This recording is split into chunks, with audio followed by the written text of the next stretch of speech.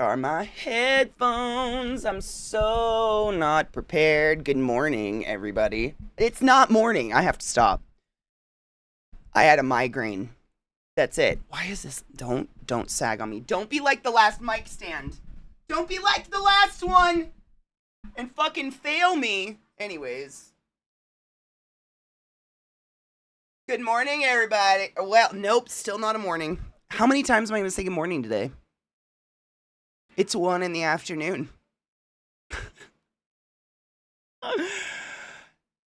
Hi there, hey there, ho there, buddy, oh pal, oh friend. This fucking don't. This arm is technically new and it's sagging.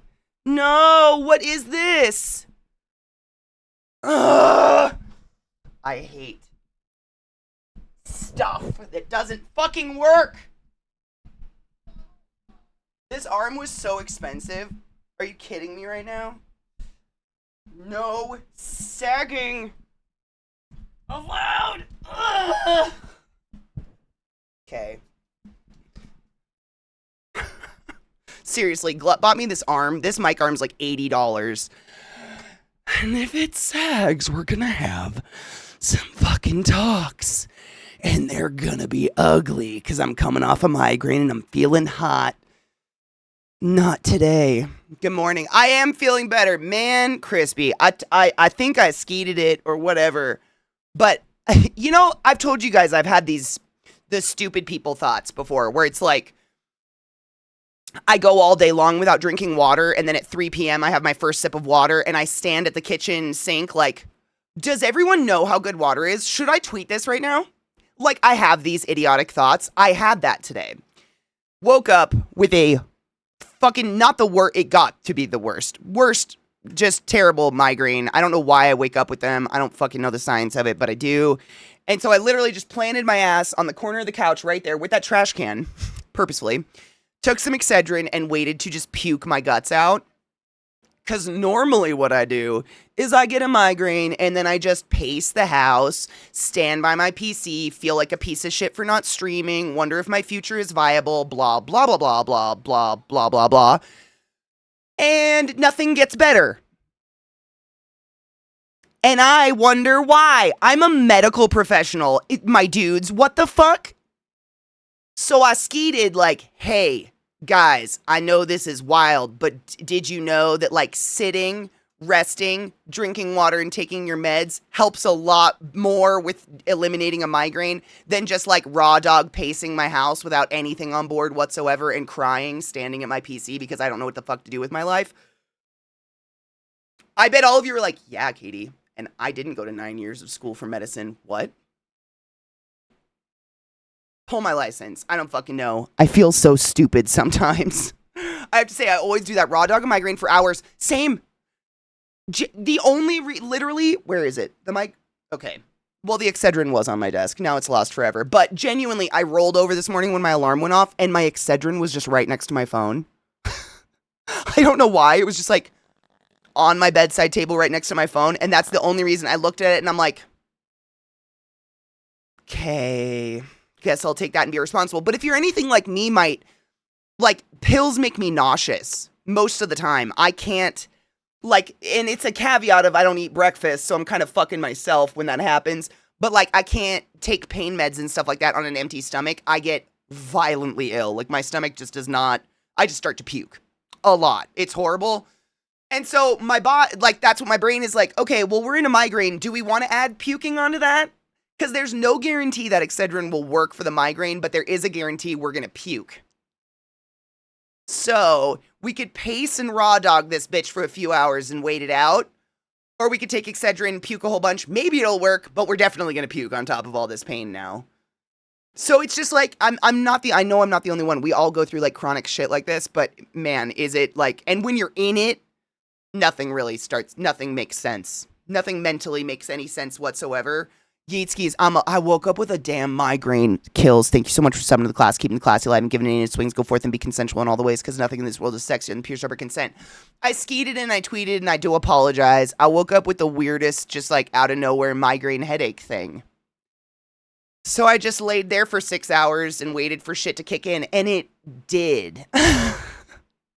Which I say that like, hey guys, I have a life hack for you. Did you know that when you have a headache, you can take Excedrin, lay down, and drink water, and it goes away?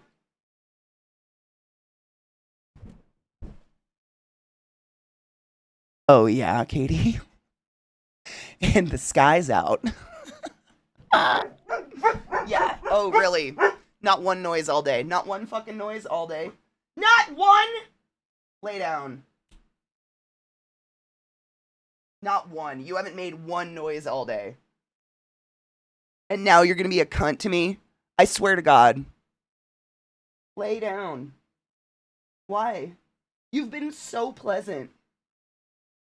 I love my dogs beyond reason, but they're so stupid. I have no excuse. Meds are fine for me on an empty stomach. I just convince myself I don't need it. I do the same. Just different reasons. Cause like, you know what, I think it's part of, you know how I talk about like, I wish I had a word for it, but you know all the stupid little secret competitions we have in our head all the time? Like, how long can I go without peeing? Can I get to the corner store and back without buckling my seatbelt?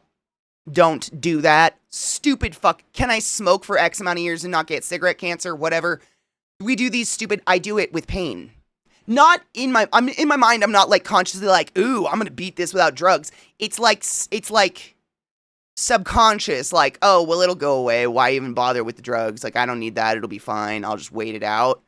It's just these stupid little like contests in our heads with ourselves that do nothing. I have to browbeat Cocky into taking meds, water, resting. Sometimes when she gets a migraine, she hates being taken care of. Can relate. Oh my God. Hold on. Did I save it? Oh, please say I saved it. I found a really good Instagram today that I'm going to, I don't know if I sent it to Cocky, but I'm going to play it for you and you should send it to Cocky. Please say I saved it somewhere. I'm so bad about just like looking at Instagram and not sending anything to anyone or doing anything with any of it ever. Because I just don't care. And then when I'm finally in contact with a human being, I'm like, oh shit, I actually really wanted to show you something. And now I can't because I've lost it forever because I'm a fucking moron. God damn it. Did I really not save it at all? That's so annoying. I'm not going to say I hate myself because I know y'all get real mad when I say things like that, but I am going to openly say I'm not my biggest fan. Ever. It's that I take meds daily to prevent this migraine, so I'm obviously overreacting. This isn't a migraine. Get over it. The amount of times I've had to tell myself I'm not overreacting. Okay. I found the post because I just happened to like it and I could go to my likes. I just want to show you guys this post real quick. Is it not? I hate media. I know. See, I'm not going to talk about your friend like that. I would never do that. I don't hate your friend. She's not my type of person. And that's okay. Not everybody can be my type of person, right? Like, that's impossible. You physically can't like everybody in the world. I physically cannot enjoy every single human in the world. And your friend Katie just like isn't my type of person. There's nothing inherently wrong with her. Like, she shouldn't be put down like a lame horse or anything. Like, you definitely shouldn't take her out to a field and just give her one of those peaceful shots where she goes to sleep and never feels anything ever again, because she definitely wouldn't enjoy that. But like, she's just not my type. You know what I'm saying? She's just not for me. And that's okay. I just genuinely don't enjoy her company. Do you know what I'm saying? But that's okay. You can't like everybody. You genuinely can't like everybody. It's impossible. I hope you're listening, Crispy.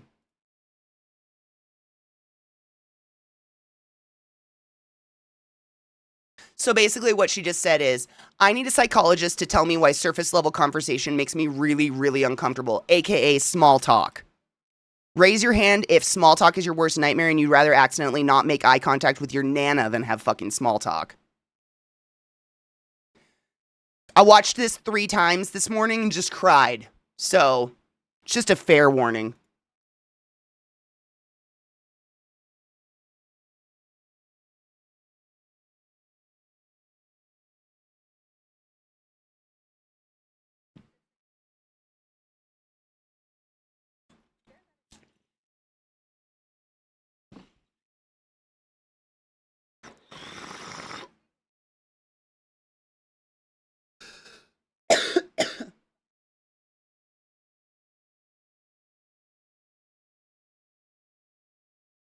You're getting scared, aren't you? Yeah, you should.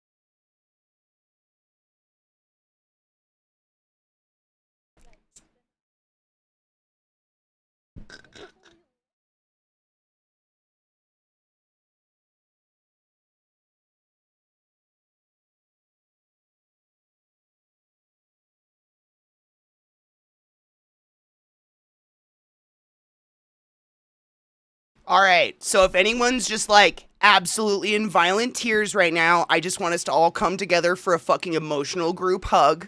You're not small and you're not stupid, and it's okay to like roly poly bugs in your garden. That shit hits so hard. Man, the amount of times I guarantee every single one of us has felt small and unimportant when we're just trying to tell someone about something we're excited about and we like, to the point where we just stopped telling anyone what we like or what we're excited about. And so now everyone in our life is literally classically conditioned to never ask how we are, because we will always shift the conversation back to them because we know they genuinely don't care how we are. That is so fucked up. So fucked up. That shit hits so hard. You're valid and you matter, and I like roly poly bugs, and we can like them together. And I know I talk about roly polies a lot, but it's just an example of little things we can share and be excited about together. You're not invalid. This shit's just nauseating to me because it's like still happening. Like none of this cycle is broken. You know what I mean? Like just because they're a kid doesn't make them invalid. And like, man, I had this experience just recently going to visit my parents. It's so weird, the shit they remember.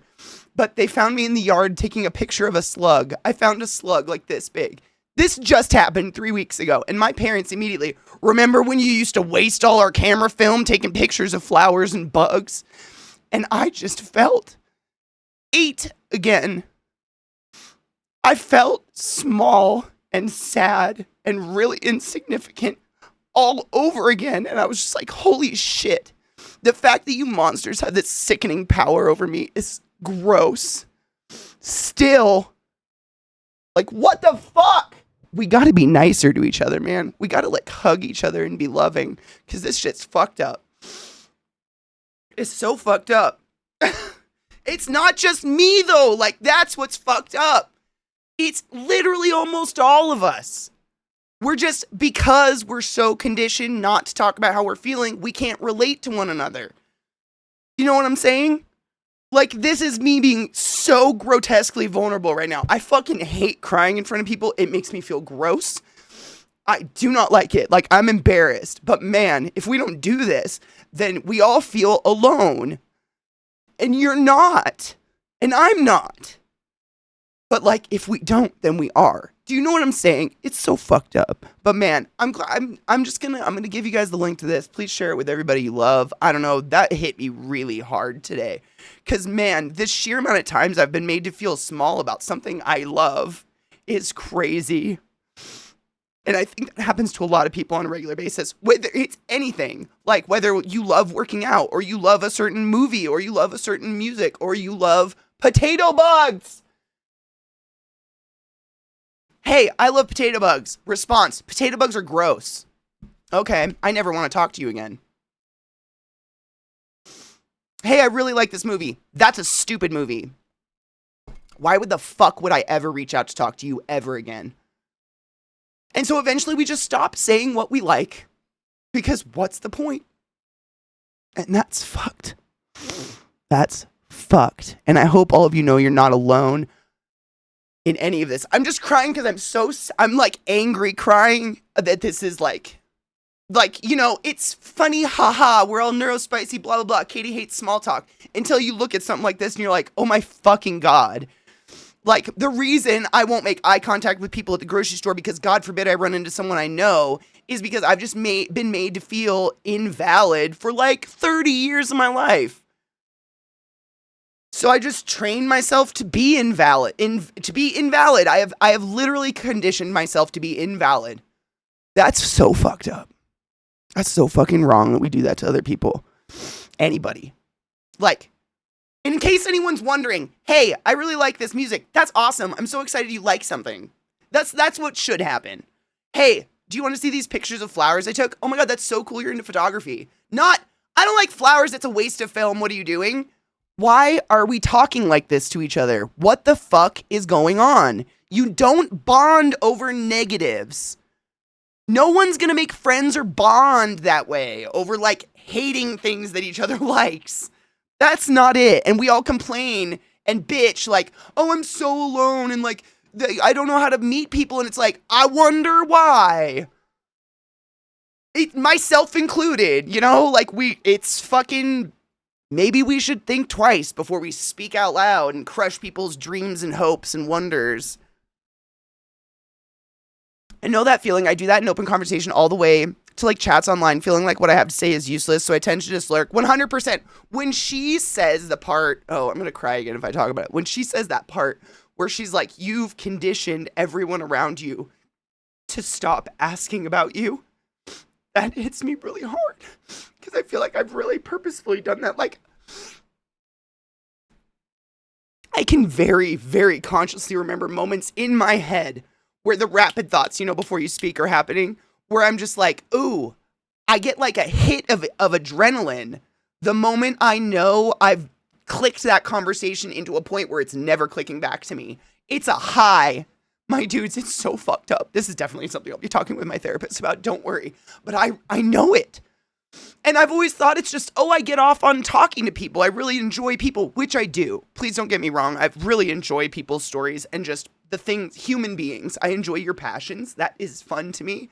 But like that point in, it's like a dial. It's this, the conversation's doing this and it's doing this. And it's the moment I get it to that point where I know you're in it, I'm relaxed. And that's, I'm sure a lot of us here are great listeners. Really good shoulders to cry on because we fucking trained for it, man. It's so gross that all of us have done that. I'm sad. I'm sad about that. I'm glad we can realize it though. And I'm happy short form content exists for moments like this when I can like, I have like a mind bursting, eye opening moment of, oh my God, I'm literally like, people that want to check in with me, and this is just so gross, and I know it, but like people that are around me generally and want to check in and care about me, I tend to cut off. And that is so fucked. Because like, how dare you give a fuck about me? You didn't play my dial game. Shoo. What? Fuck. What the fuck? What the fuck? What the fuck? What the fuck? That's so fucked up. That's like, that's not humanity. That's fucked up. And I'm so violently aware of it. Like, what the fuck, man? I didn't mean to bring everyone here to get sad today, but dude, I just think everybody, did I post the link yet? I'm sorry. I don't even think I posted the link yet. Please take this with you and go share it. Oh, did I just accidentally? God damn it. It's fine. I won't say it. I wish we could all just hug. It's so fucked up what we've done to each other. And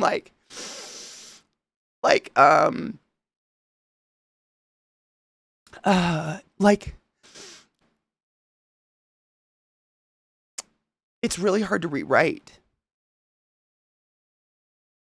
And I can't help but think of all these wonderful people that have tried to be in my life that I've just cut off.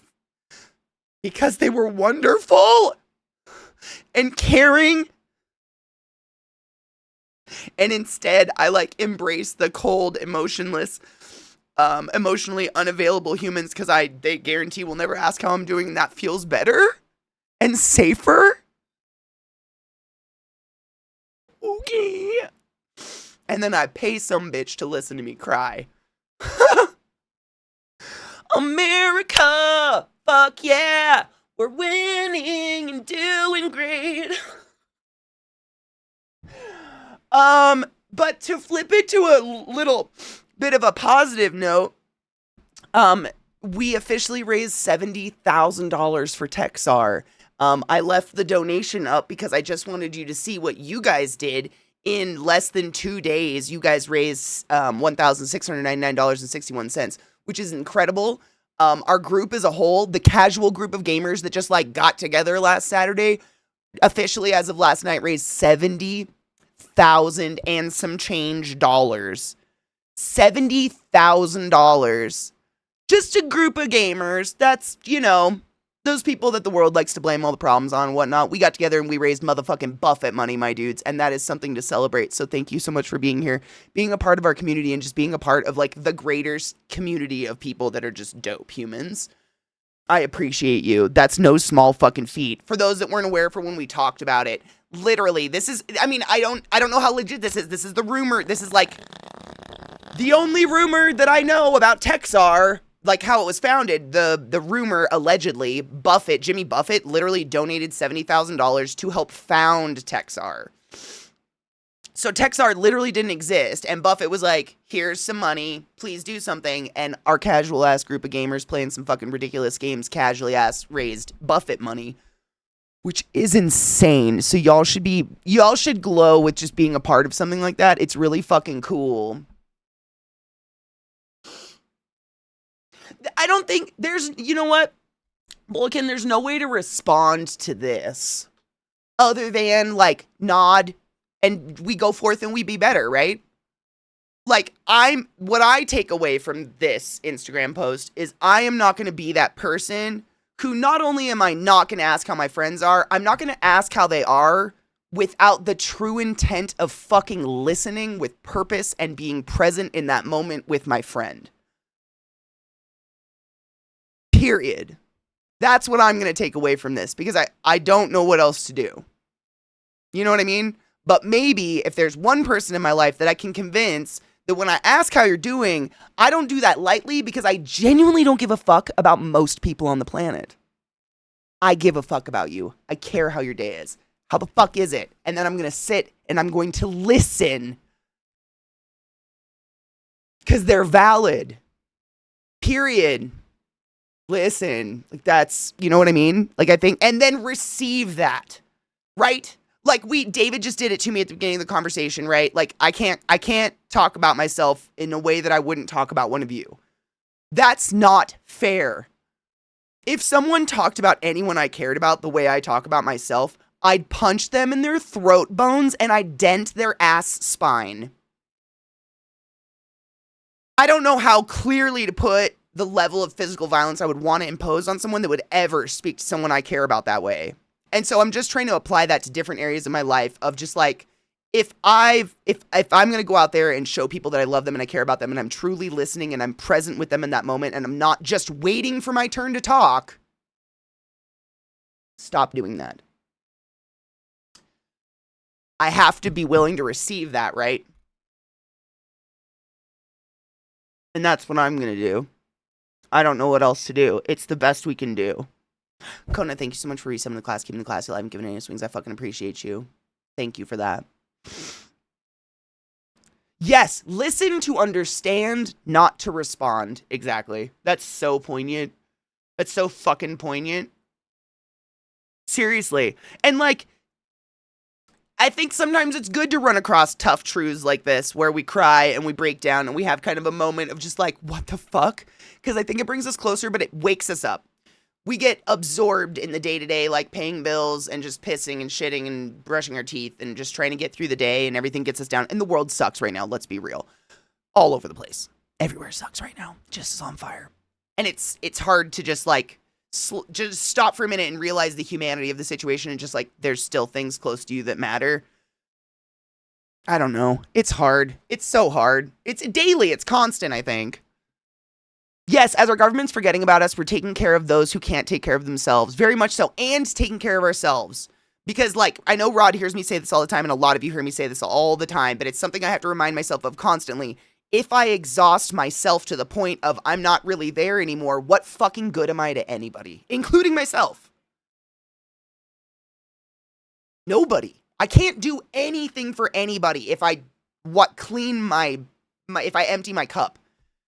You have to keep filling your own cup, but also it's a balance, right? There's always a balance to it. And I think a lot of us do a lot better than most people, to be real, just because we have these conversations and because you're the type of people to sit in on a conversation like this and not to click out and be like, you know what? I just wanted to come and touch my nipples today and Katie's being serious.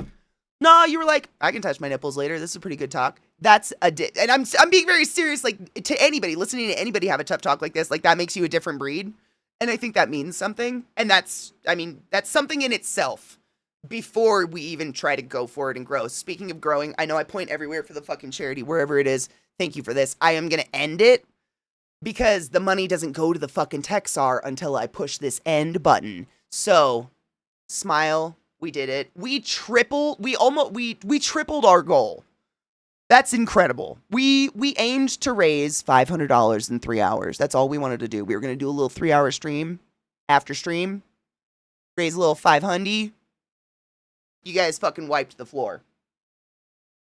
So I'm going to hit end on this so the money can go to Texar right now. Are you sure you want to end your fundraiser to Texar? Yes, I do. Your community raised $1,699.61. And then it goes. Really nice that, I mean, I hope Twitch keeps this charity thing because it has been very easy. There's some things that are a little janky on it, like finding the donate link is a little, like, that was weird trying to find that. But other than that, it works really fucking well. So I liked it. It's cool to be part of a cool group of people who do cool shit. I once saw a reel that was like, don't tell that shit to your friends, go to a therapist. And I was like, what the fuck? Have we outsourced and commercialized human fucking connection? No, talk to your friends. And if they don't get it or care, find someone who will. 100%. I can't imagine a world where not only am I not talking to you guys about stuff in my life, but I'm literally talking to you guys probably about what went down in therapy. That's man, where are the lines on human communication? Are we drawing like yeah. That's a rough one. I don't even know what to do with that. What up, Greg? I woke up today with a terrible migraine, but I did myself a favor and like rested and drank water and took meds and now I'm better. Crazy. How are you? Usually isn't a real question. Just people don't want to be burdened. 100%. Yes. The way you talk about yourself puts my back up all the time. I just try to keep it to myself. No, honestly, I mean, if you ever see my mods and shit and people go after me, I invited them to. I invited them to because if someone in my presence talks shit about themselves, I go after them about it. Anybody. I'm like, stop that. What are you doing? Like, I had this, man, I don't want to cry again. I had this conversation, very real talk with my mom when I was home this trip. I went home and we were trying to take a cute little family photo. I think I put it on my Instagram or something like that, but like a photo of just me and my sister and my mom and dad in their living room. And I was showing them, I'm like, yeah, I can just put my phone up and I wave high five at it and it takes a picture. It's amazing. And we were taking a bunch of pictures and my mom Every picture, oh, I'm disgusting. Oh, I'm so hideous. Oh, look at me. Oh, look at my face. Oh, look at my skin. Oh, look at my neck. Oh, look at my whatever. Over and over. And she just wouldn't stop. And like, we've had the conversation. My sister and I have had this conversation with my mom a million times. Like, hey, mom, you literally can't be like, oh, my girls look so much like me. And then just rip yourself apart in a mirror in the same minute. Because you've truly fucked us up. Like, we've had that conversation a million times. But I straight up, like, sat my mom down, looked her in the eye, and was like, I need to tell you something. You're beautiful. And I genuinely remember thinking you were the most beautiful woman to have ever graced this fucking planet until you told me you weren't. And then I just felt like I was wrong all the time. And she cried. And I didn't know what to do. But I was just like, I'm so tired of this. You have to stop. Who did? Like, we're meaner to ourselves than anyone's ever been to us. Most of us. And it felt really mean. Like, she just kind of like crumpled on her knees, but I remember being a little kid and just thinking like, my mom's a fucking supermodel. She is a beautiful person, but I thought that as a kid. But she would sit in a mirror and just be like, look at me, disgusting. And to the point where I was like, I guess what I think's beautiful is disgusting. I guess. I hope she heard it, but like, I'm very, very aware that no matter what I do, I'm always my mom's child. I'm always just a 5-year-old in the back seat, you know? So like, whatever I say really doesn't matter, but I hope something, because man, she's 71. Like, I hope to God I'm not 71 and still sitting here pinching myself and hating every fucking picture I take of myself. Like, fuck. That's a really, really long time to go to self-loathe, to like actively out loud self-loathe. That's so many years of her poor brain taking that shit. Can we 3D print our conversations yet? Wait, would we want to do that? Don't treat your friends as therapists, and don't use your therapist's speech to manipulate people around you. That's actually a disorder that's developing. It's really fucked up. Thanks for taking care of my friend this morning. She was kind of being a little bitch about it, but I sat her on the couch with a good book, and she was all right. That needed to be said from a girl who didn't get to say those things to her mom. I try. I don't know. Good morning, Vis. I wrote my letter to my mom about how all I wanted was a loving relationship and how much she meant to me. She was nice to me for about 5 minutes and then back to guilt tripping and being negative and talking down to me. And that was the point I just gave up. That I couldn't reach her. I couldn't keep trying because trying was killing me. So I didn't. And now I don't talk. It's really sad. But like, I'm proud of you for trying, Rod. Because like, I know, we talk about our parents a lot because both of us have had a lot. And no one has a perfect childhood, right? Like, obviously our parents aren't the worst, but they have problems. And we have problems with them because we just, like, our core values are so violently different. So violently different that, like, so many people, the same shit. I hate when people do this, but it's just like, me tell a story. Why don't you just stop talking to him? Just cut him off. Just cut him out. Yeah, because that's how easy that is emotionally to do. Like, people that say shit like that so loosey-goosey, like it's the fucking world's easiest task in the world to emotionally, physically, and otherwise cut off the people that taught you how to shit in a toilet, is wild. Like, wild. We will try. I mean, it's still, like, there is a point where we do have to cut off. Like, I know a lot of you have done that in your lives. Like, a lot of us have had to go no contact with a lot of our family, including our parents and stuff like that, and it sucks. But that's never the first option. And my God, like, beyond extreme circumstances, that is very difficult, man. I just, I didn't pick it up, but I almost picked up the book that oh God, what was it called? I can't remember the name, but it's the book. It's like a memoir. It's like a biographical memoir or whatever by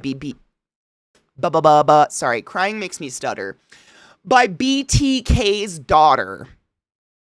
Y'all know I read a lot of murder shit. I like books about serial killers. I like trying to understand the psychology of serial killers is fascinating to me. That's it. It's crazy. I know.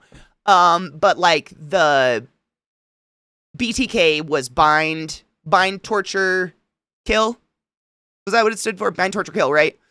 And he like prevalently for years just got away with murdering people, hunting people and murdering them. It was fucking crazy, but he held a very, very, very excessively normal life. I think BTK is the one that was actually like a Boy Scout troop leader, and he would like literally put his boys to sleep in their tents. He'd pretend to go to his tent and then go out and murder someone and then come back to the Boy Scout troop and like wake them up in the morning and go about their business. His daughter wrote a memoir very recently, and I want to read it really bad. I already had too many books. But man, like, you just think about like what you and I go through. Like, yeah, the most recent that I have to deal with, just an example, is I'm not going to go with those they, them pronouns. It's just not proper English. My brain. How was I raised by that? Because just in case you know, this is a safe place for trans people, non-binary people, and otherwise. We are a safe place for human beings. You are valid. Period. End of story. And like man, imagine your dad's BTK.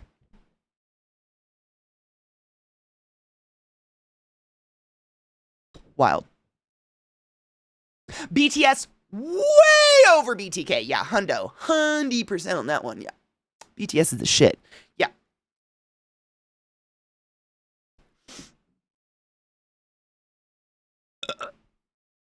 Sorry, that was a gross burp.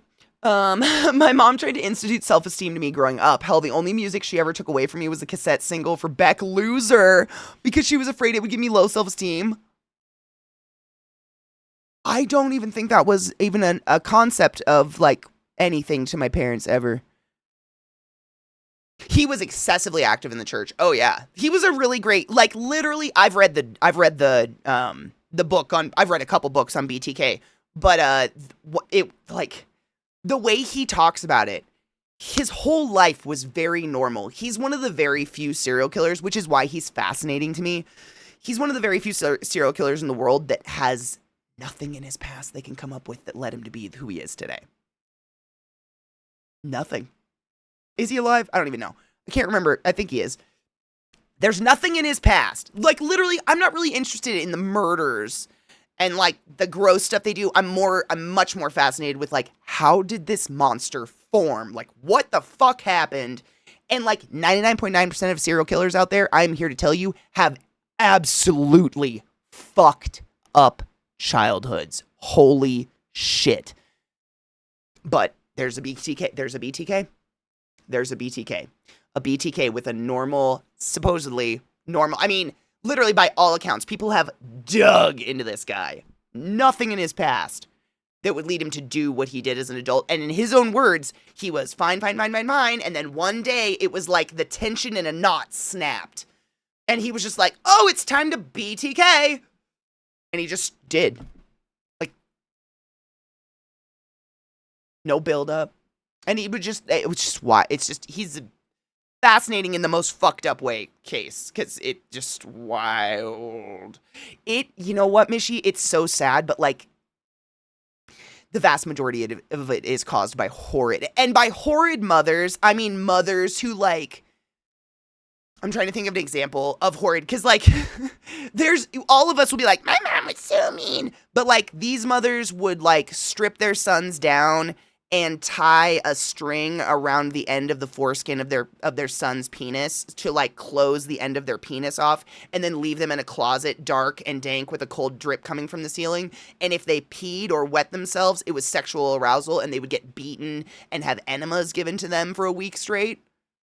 Like, that's the kind of mothers that create serial killers, not the kind that gives some spanks once in a while and get sassy. Do you know what I'm saying? Like, it is always caused by the most fucked up shit you can fucking imagine. And it, like, literally, and I hate it, but it's almost always religion. It's not, I mean, it is. If religion didn't exist, maybe, but it's like a person goes crazy and God ends up being their hallucination most of the time. And they end up viewing, like, I've read so many fucking serial killer books. It's so often the same, like, kind of formula where it's like overtly religious mom, original sin, child is product of sin, child is sin, must cleanse sin from child, You ever seen Sybil? Unfortunately, and I say that very lightly, but also super seriously, unfortunately, most kids don't end up just with DID. Most kids end up in a system of crime and murder. It's if you've never seen Sybil, that's a really good example of that pathway of just like a psychosis. But for some reason, psychosis loves religion because religion is not rooted in science and fact, and therefore it can go anywhere.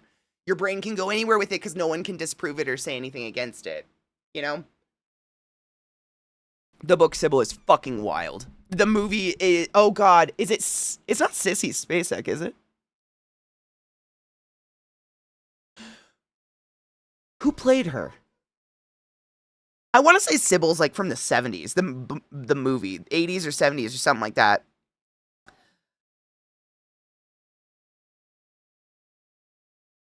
The heat is crazy. You can always complain about the heat. Tom, I was in England, well, I've been there many times now, obviously, but, fuck, the year I got my tattoo. No, it wasn't that year. It was the year I went with my sister to go see, we went to Hyde Park for a huge festival of music. I've been in your cities when the heat hits, you're not built for it.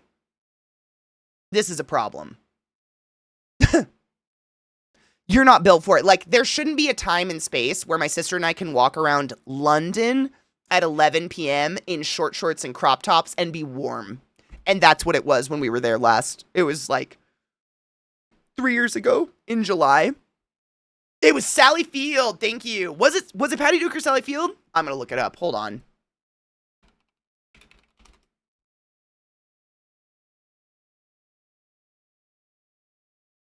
Jessica Lange. But wait, no. This is a remake. This is a remake. That's the remake. Just kidding. I was like, Jessica Lange's not in fucking Sybil. Ignore me. I want the original Sybil. 76. Damn. I love King of the Hill. That I literally have a gecko named after it. Oh, thank you, Crispy.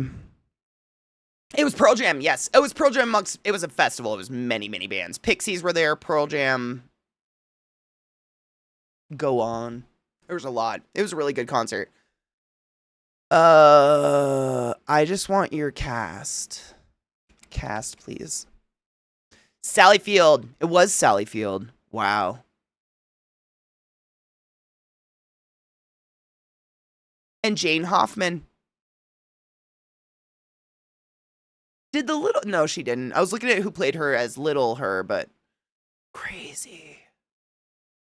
That's crazy. I haven't thought of Sybil in many, many years. Amazing book, but literally, like, it's about a mom abusing her child out of religious psychosis. Like, just as trigger warnings if that's not something you want to read.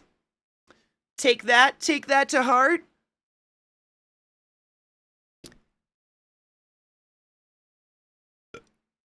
Portable shade, yeah, that's smart, honestly. The pronoun discussion's so goofy. These people act like there are people with neo pronouns out there just rumpelstiltskinning folks.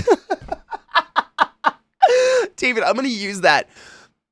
These people act like there are people with neo pronouns out there like rumpelstiltskinning folks like, I won't let you into the car unless you guess my preferred pronouns. Like it's a protest against a reality that just doesn't exist.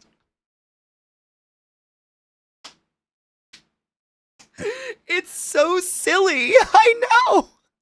Like, I mean, genuinely, at any given time, any one of us can go change our name. But, like, let's be real. It's super common for women to go get married to a man and change their last name to the man's last name, right? Super fucking common. There are outliers, super fucking common. No one goes and tries to make a legal bill against it, right? We're all just like, oh shit, you're not Mrs. Blah, blah, blah anymore. You're not Miss Blah, blah anymore. You're Mrs. Blah, blah, blah. Oh, that's so cool. Haha. I'll get used to that eventually. We'll all grow and learn. Tee-hee. Ho-ho. And yet. Oh yeah, he wanted to go play basketball. Oh, I actually go by she, her. So sorry. She wanted to go play basketball. That's too much. That was too much. That's too much. That was it was like. That was it. That was our line. Okay. Dude, religion, man. I mean, honestly, Worsty, can you fathom a reality where people don't invent some sort of religion at some point down the line? Like, even if we eliminated like the Christianity, like whatever, I feel like people just, the idea of no afterlife or whatever is so scary to some people. Like, they literally can't fathom that idea and they have to have the comfort of it. And I'm a little jealous of it, to be honest. I'm jealous they can fucking find comfort in something like that. Because I don't. There's another book called The Minds of Billy Milligan. Oh, I don't think I've read that one. The Minds, oh God, is it like about a kid getting abused and then, yeah, The Minds of Billy. Another, just because we're on the topic, another very, very good example or representation of DID as a result of extreme childhood trauma. If you've never seen it, Doom Squad, Jane. Has anyone seen it? I know we've already done our crying for today, and I'm so sorry about that. I didn't mean to do that. That was not on my bucket list. But like, did anybody else just like cry? Damn, Jane, though. Like, really, really good representation, though, I think, in media of DID, which is dissociative identity disorder. For those that don't know, I'm sorry, I forgot to fucking clarify that. We don't call people multiple personality disorder or anything like that anymore. It is dissociative identity disorder, DID. There was the Disney show, but I think it was canceled. What was it called? The Egyptian one? Oh, it's right there. It's right there on the tip of my dick, and I just can't think of it. That was a really good example as well, but also canceled, so.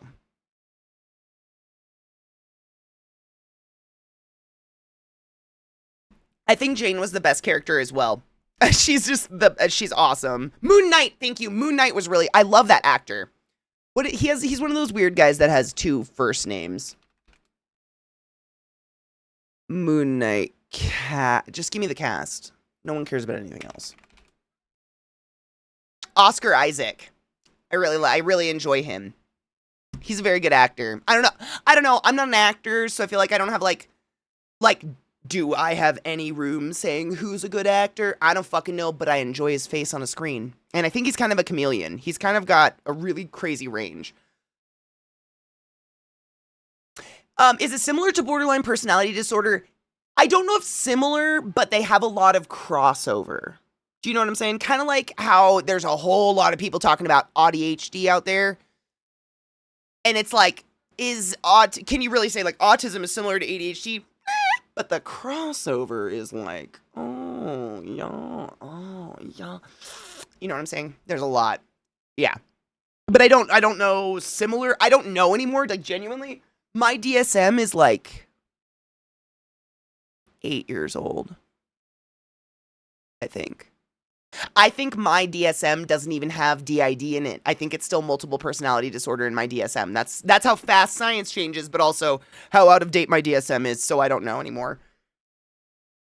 I did not change my last name when I got married. I've been my name my whole life. I love that. I feel like it would be weird to change my name. I don't know. I have no affinity for my last name, and I know you're like me, Viata, and that it's not like a legacy thing. Like, I don't give a fuck about my last name. There is no attachment to it whatsoever, but like, also, I don't see why I would change it. It just seems so odd. Like, I didn't inherently change by getting married or in a relationship or something like that. Like, I'm still me. Why would I'm not belonging to anybody. You know what I'm saying? It feels almost like I'm becoming a dog or something. I don't know, but that's just me. Like, I've never been into the marriage and having kids things, so I'm a freak in that nature. I grew up in a broken house where literally the thing you heard the most was, don't ever get married. We're getting married. Are you going to be in the wedding? Don't ever get married. We're getting married. Oh, don't get married. Don't ever get married, but we're getting married. It's very confusing. I feel like I just smelled cigarettes.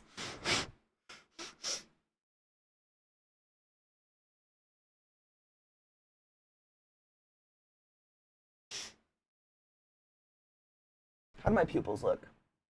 Am I stroking?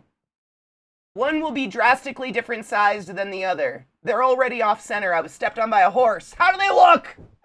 I really did get a weird whiff. Like cigarette smoke. That was weird. It's gone now. Equal and reactive. That's all I need. Cool. They're pinned because I'm staring into a light. Look how bright that is. Dude, sometimes I do my little go live selfie every morning. And sometimes I'll genuinely go in and be like, oh my God, the lighting must just be terrible in here. Why do I look so, oh, Katie, you are dark. I have these moments where I have to remind myself I'm yellow and I don't look like this because I get so accustomed to what I see in OBS. It's just the lights. They're very, but check this shit. Ah, we can make it even worse. It's hell out there. Cheers.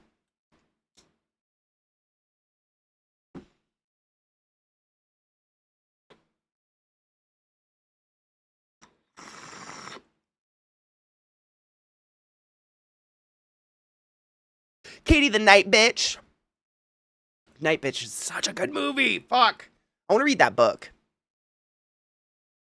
For example, autism has a sensory thing where they're sensitive to touch and sound. And we do too. ADHD definitely has a sensory thing. But it's more like I'm addicted to I'm addicted to being chronically overstimulated. Whereas I feel like people with autism, or on the spectrum of autism, at least people that I've heard from just personal experiences, it's very much a very selective of the stimuli. Versus me, I thrive if like the dishwasher's running and the dryer's running and the washer's running and I have a fan running and I'm vacuuming and movie night's going. Let's just bring all the let's just fuck it all up in there. Yeah. Yeah. But I am overstimulated by clothing and weird touches on my skin, so that's a crossover where I can't do that. It's just different. Same. Oh my God, Adam. Same. If my clothes have a weird texture, I literally can't focus on anything, but also if they hang off my body in some weird way that gets in my way. Like I can't remember. Oh, it's my cute kimono that I've worn a couple times in the past couple weeks. You guys compliment it every time. It's really pretty. I thrifted it, but it's got 3/4 length sleeves. So while I'm like talking to you guys, those sleeves hook on the back of this little armrest all day to the point where I don't think I'll ever wear it on stream again.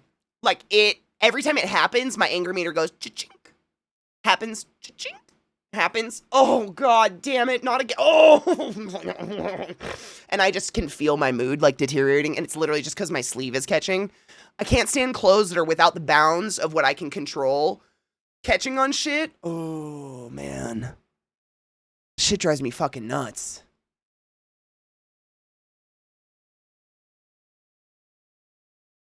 I'm going too fast today. Oh, it's probably all the rest.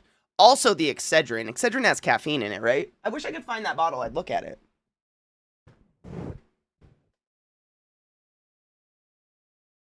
Where the fuck did I put it?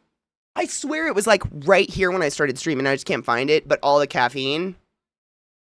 So like, I sat right there right after I woke up this morning, went and brushed my teeth and everything, and then sat down with a book, drank 3 massive, my cups of coffee, and then took 2 Excedrin. And now I have a monster. I'm going to drink some water.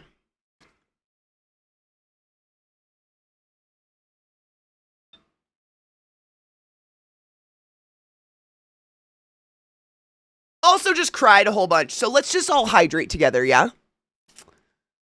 Literally, until Rod, you know what it is? It's until my fucking neighbor's on his phone too loud.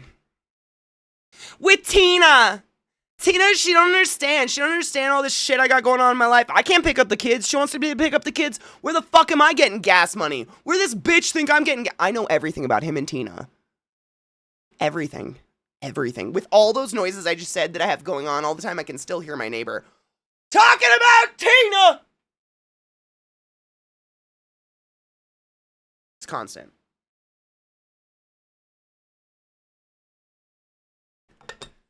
Kona, right? I've been, I'm one of those people that, like, if I'm not 30 minutes early, I'm late.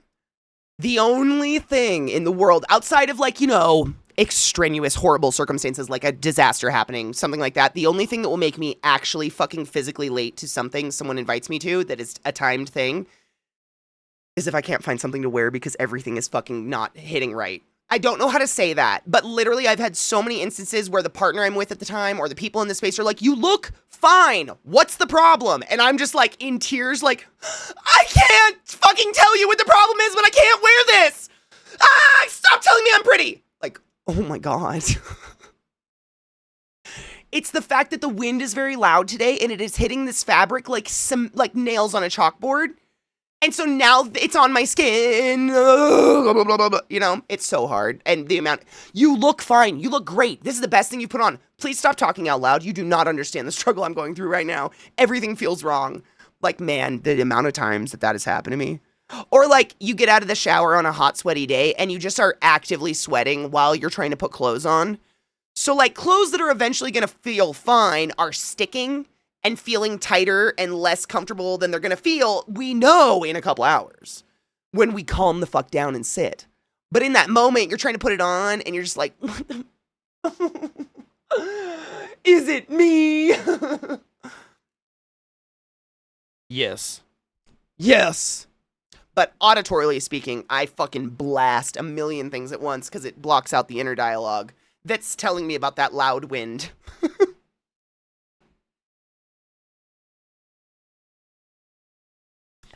If I hear unexpected sounds, I see repeated geometric patterns with alternating colors in my vision and a wave of pain that flows through me from head to toe. Foul. Okay. So there's something I don't, it's one of the lalias. You know, there's like echolalia, phalalalia, phenomenalalia. I have one of the lalias. I can never remember which lalia I have. I actually probably have a couple because I definitely repeat people after they talk sometimes. Like hell yeah. But, the lalias, oh my God, like echolalia is kind of, you probably see it a lot online where we get like addicted to saying one thing over and over and over and then we can't stop saying it. Whomstov. Me and my fleur. Me and my fleurs. Me playing Alan Wake with my fleurs. Alan Wake. And the fleurs.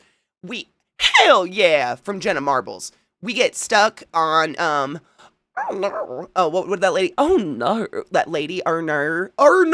The fucking Australian accent. Arner. It's like, we call it stimming and shit. Echolalia. I have one that's like lalalalia or phalalalia. There's a lot of lalias. I have one.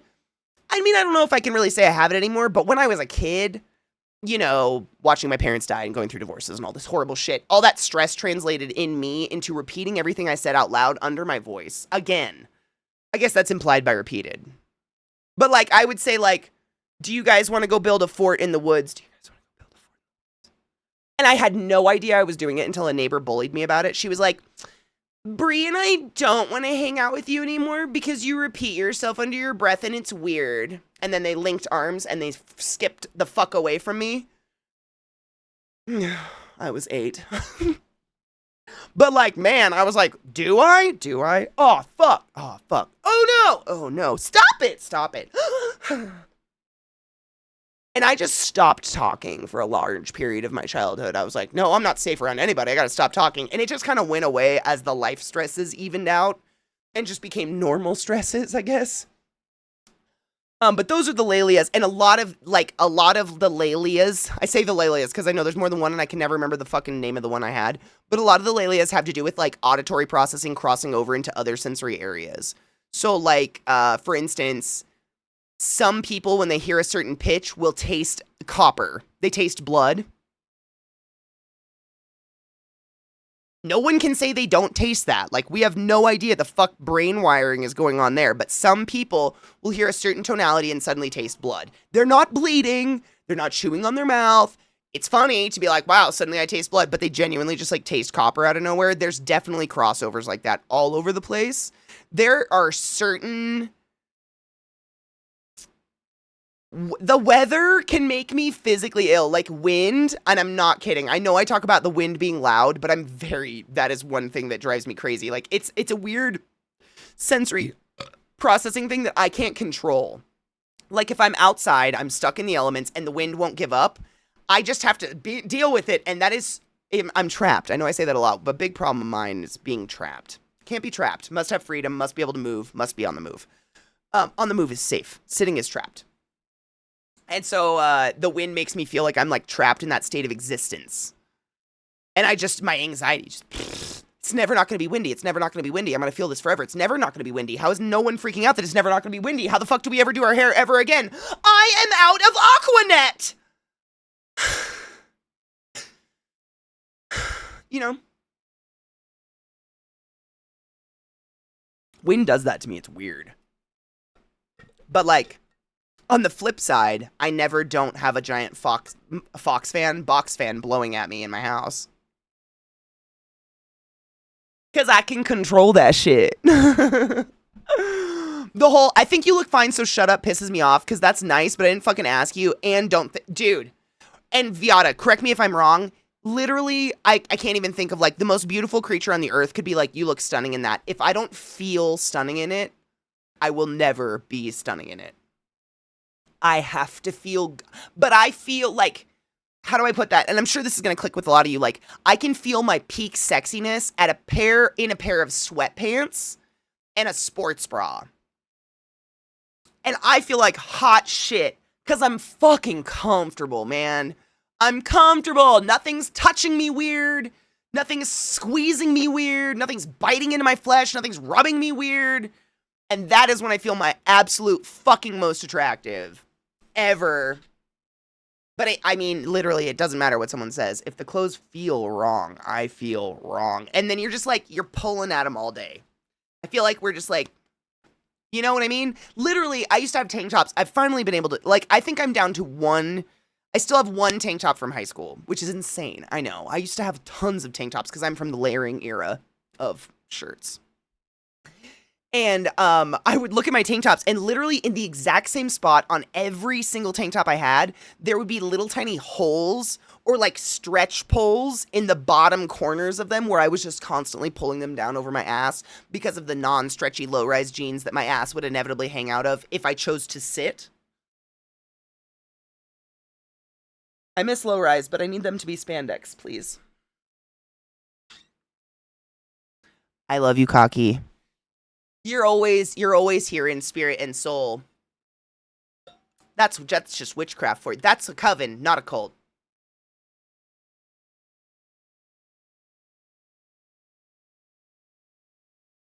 My mom told me as a kid I was horrid to bathe since I hated water dripping on my head and all I would do is scream. I still hate water. You know what I hate, Kona, still to this day, is just having wet hair. It's half the reason I'm in a bun all the time. Is the moment I get out of the shower, I have to get it off my neck. I'm fucking feeling weird thinking about it. Ugh. Wet hair is gross. I can't do it. So either I'm going to have it up in a big spurly, like a towel, or I'm going to put it up in a bun until it's kind of dry. Oh my God. Are you crawling? Because my skin is physically crawling thinking about wet hair on my neck right now. What's wrong with us? I'm 37. Ah. Is that fucking weird? Ugh. I do still have it. Hold on. I got you. You're lucky. I said that as a question because I thought I was maybe lying there for a second. I was like, I do still have it. Nope, definitely do. Okay. I saved it after we watched it, Crispy, so like I've got it now. I actually did the weird thing. I don't mind if it's wind, but if it's a fan, that makes me so unhappy. I cannot have a fan pointed at me for longer than 20 minutes. Well, you don't point it directly at you. It's on to prevent the stagnant air. Do you know what I mean, Kozu? Like, that's something, I don't know, I think I got from just living in hot states. That, like, stagnant air is fucking gross. That's how you get mildew and mold and bugs. Whereas bugs don't like wind. No bug likes wind. They hate it, in fact. Spiders, I always tell people this. If you have a phobia of spiders, wherever you're hanging out, make sure there's moving air. You will not have spiders there. They fucking hate moving air. It's literally moving wind to a spider is the equivalent of me screaming in both of your ears at top volume 24/7 because their only defense is feeling the wind move around them. So they know I'm coming because they feel the wind move via all the hairs all over their body. So a fan deafens them. They hate it. They fucking hate it. A lot.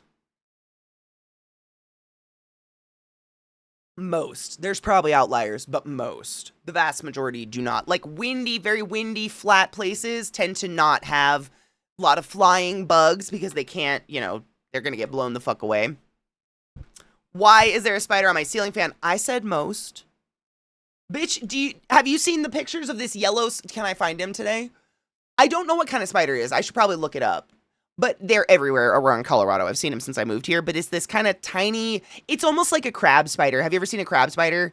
Like one of those spiders that is flat. Again, it's all the time flat. The spider never does this. It's always like this. They're these tiny little yellow spiders. And there's been one literally haunting me at my desk for days. I have so many pictures of it on my drawing pad, on my keyboard, on this curtain right here, on my thigh, crawling up my leg, in my trash can. Like, I don't know what to do. It's harmless as long as it eats bugs. But I'm starting to think it's flirting with me. I bet I'll find it today. It'll show up. It'll show up sometime. But it's just like chilling. I'd rather, honestly, and I say this so fucking real, I'd rather 1,000,000 jumping spiders in my house than one mosquito.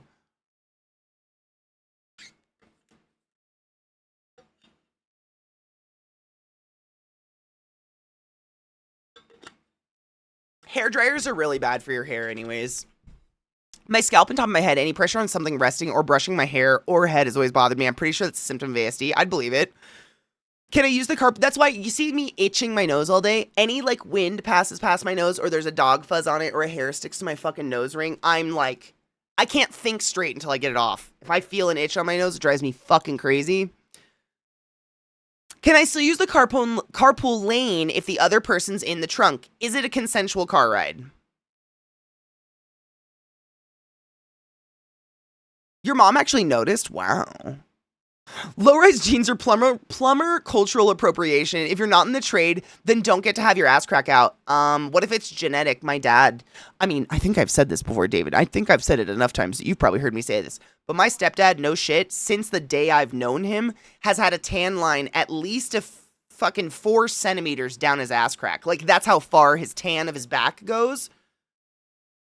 Because A, he's like 6'4" and scrawny and has no ass. But like, is a plumber, like actually builds water treatment plants for a living. So like, do I get family rights? Because I miss low-rise jeans. They actually made me look like I had a waist. Look how short my waist is. That's it. I got nothing. I'm just legs. But if low-rise pants, I can have them down to here. And look at that. I'd have a whole extra 2 inches of waist. Amazing. I look like I have one. Believe it or not, these I think are low rise. I just don't have anything.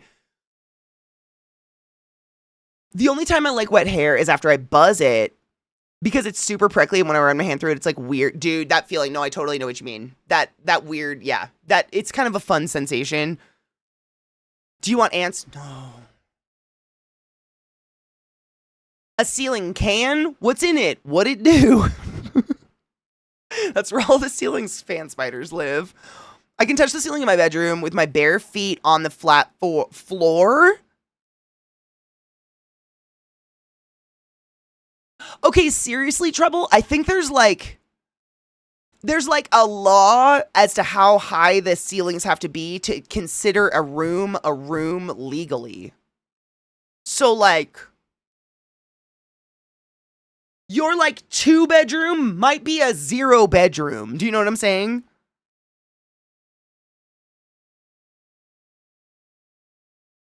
Yes, Worsty, I have. Is it a Huntsman? It's the Huntsman, isn't it? And it's just chilling. Well, Huntsmans are harmless. They're fucking creepy. Don't get me wrong. My skin itches. I don't want to hang out where those are hanging out. But they're harmless. They're not venomous to us by any means. They're just big. Like, they're unsettlingly large.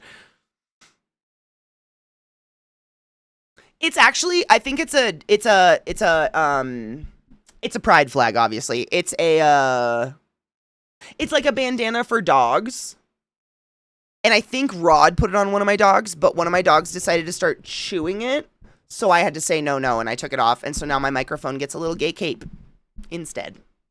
Because we're gay superheroes here. Human rights. Crazy. Those little fuzz type blanket threads get on my eyelashes. Yes. They're like clear, just coily fucking from anything. They could be from a piece of clothing. Literally, they get woven in my eyelashes and they get stuck on my nose ring because it's like my nose ring has itty bitty little gem facets in it. And so it gets stuck in those, and the itch of it. Oh, literally, I've seen people's like, this is me before treatment, and it's literally them like, and the diatribe is like, oh, I told Stream I had allergies, and I'm like, oh my God, I swear I'm not wealthy enough for that level of drugs, my dudes. Cheers. To be considered a bedroom, the room must have a closet. It also, I think any part of the house to be considered a room, the ceilings have to be a certain height. You have to have a closet. There has to be like at least one stud in a wall or something, or the room has to be connected to a supporting beam. There's like shit around that. Yeah. I only know this because my dad built a house. I just remember this from when I was a kid, so I don't even know if this is valid anymore. The person in the trunk's not complaining. The duct tape over their mouth is a great way to cut down on the noise. But is it a consensual car ride? That's not complaining doesn't mean yes. Oh my God, since my forefather had their ass crossed out, you get to wear low rise. Honestly, I'd be okay with just like, there's low rise and there's mid rise and high rise. Is there something between low rise and mid rise? Like, I'll accept my patronage as maybe only a half breed to the low rise. Oh, here, I have a deal. Low rise whale tail. Yeah? I won't have my crack open. Out? Open? Oh my God. I don't know why I said open. I wanted my crack out, but you will see the color of my panties.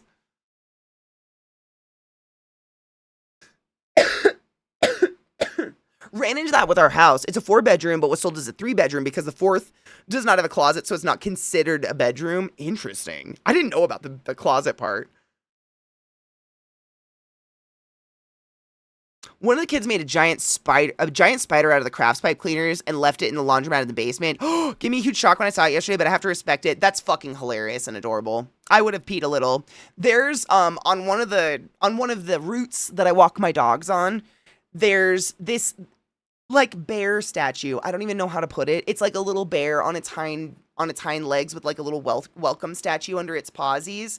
But it's like this tall, but it's completely hidden behind a bush until you walk past it.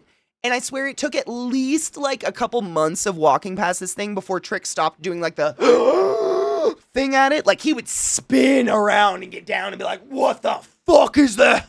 Fear, pure fear of this thing. It's inanimate. It's a statue. I don't know if I said bear statue, by the way.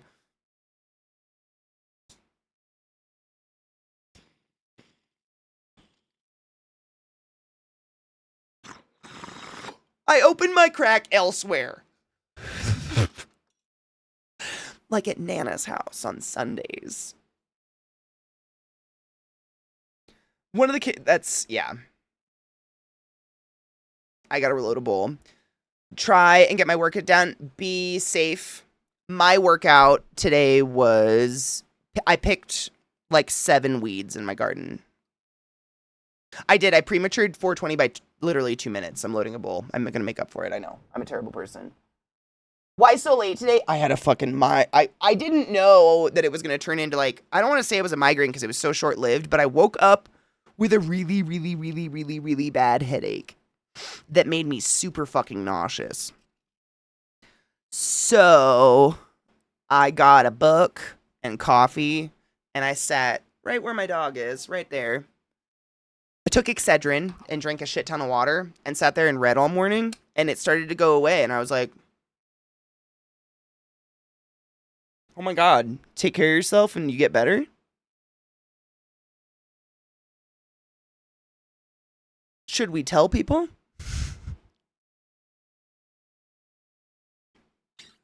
Take some Excedrin, drink some water, take care of yourself.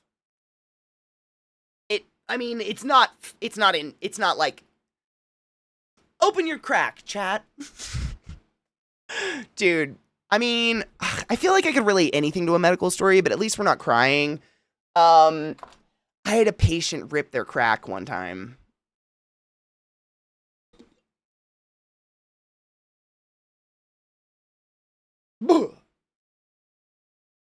If you didn't know, that can happen. Please be safe with your crack. I have no butt. I got my father's butt. So yes, sometimes my crack will show. I can't help it. Yes, I've tried belts. Suspenders are awkward, so crack happens. Goonies, it's literally the reason I live in spandex. Like, if my crack is falling out, that's not my problem anymore. Like the back of my hair.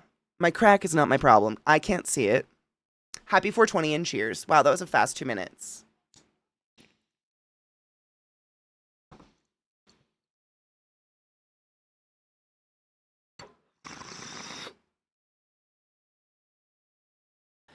The problem with migraines is the causes are so diverse and so immeasurable,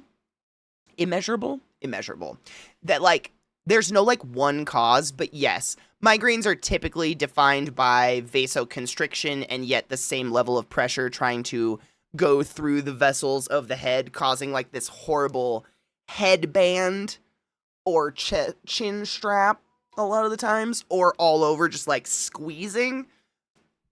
Because it's like, it's narrowing the hose, but trying to push the same amount of fluid through it. But it's the causes and shit are just all over the place. We have no idea, which is why it's really, really hard to narrow down, like, how to treat them, what to do. Because it could just be like, are you dehydrated? Or overhydrated? Or did you eat some salt? Not enough salt? Did you have enough salt? Do you have too much salt? Do you have the wrong kind of salt? Like, I say this facetiously because that's how frustrating it is. We're just like, what? Yes, I had salt. What kind of salt, though? I'm sorry. Did you just ask me? Yes, I did ask you what kind of salt, because there's iodized salt and then there's kosher salt. Oh, well, I eat iodized salt because I heard that if we don't have iodine in our diet, that's really bad, and that's why they iodize salt, because of something that happened in like London back like in the UK and blah. Yeah, you shouldn't do that. Iodine's definitely a trigger for migraines. Okay, but like, now what do I do about iodine? It's a cycle. It just, now what do I do? Right? Just treat the shit. Just give me something to make it go away. They're a very specific thing. They have a different pathology, but knowing what causes them is no idea. A kid I knew didn't poop for like 4 days. He ended up having stitches in his brown eye. This person, it wasn't a skateboard accident, but they fell. Fuck, it's making me clench my ass. I want to say it was like a bleacher. Like, they slipped and fell on either, I want to say a balance beam or a bleacher. Like, they were either at a gymnastics competition. They were not in gymnastics. I know that at all. They were at a gymnastics competition, slipped and fell on a bleacher, and or they thought they were being a badass and they were like, I can do that, and fell on a beam or something. But they fell on something that split their ass. It was, wow. I'm never going to stop clenching. Migraines also have fun features like temporary blindness, auras, holes, starbursts, and visions, and so on. Wanting to put an ice pack through your temple very seriously?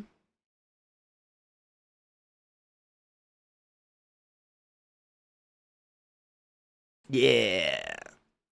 Yeah. Yeah. For me, if you're wondering, my migraine trigger, sleep.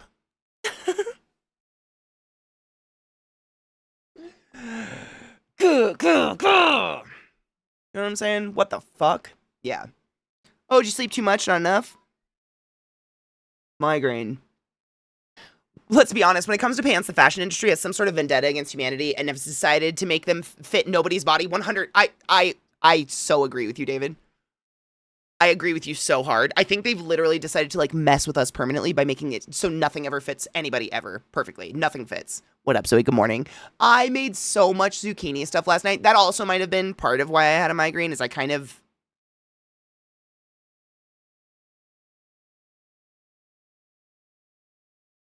I had one of those like, don't sit down until 11 p.m. kind of days. Oh, yuck. which is stupid, and I know it.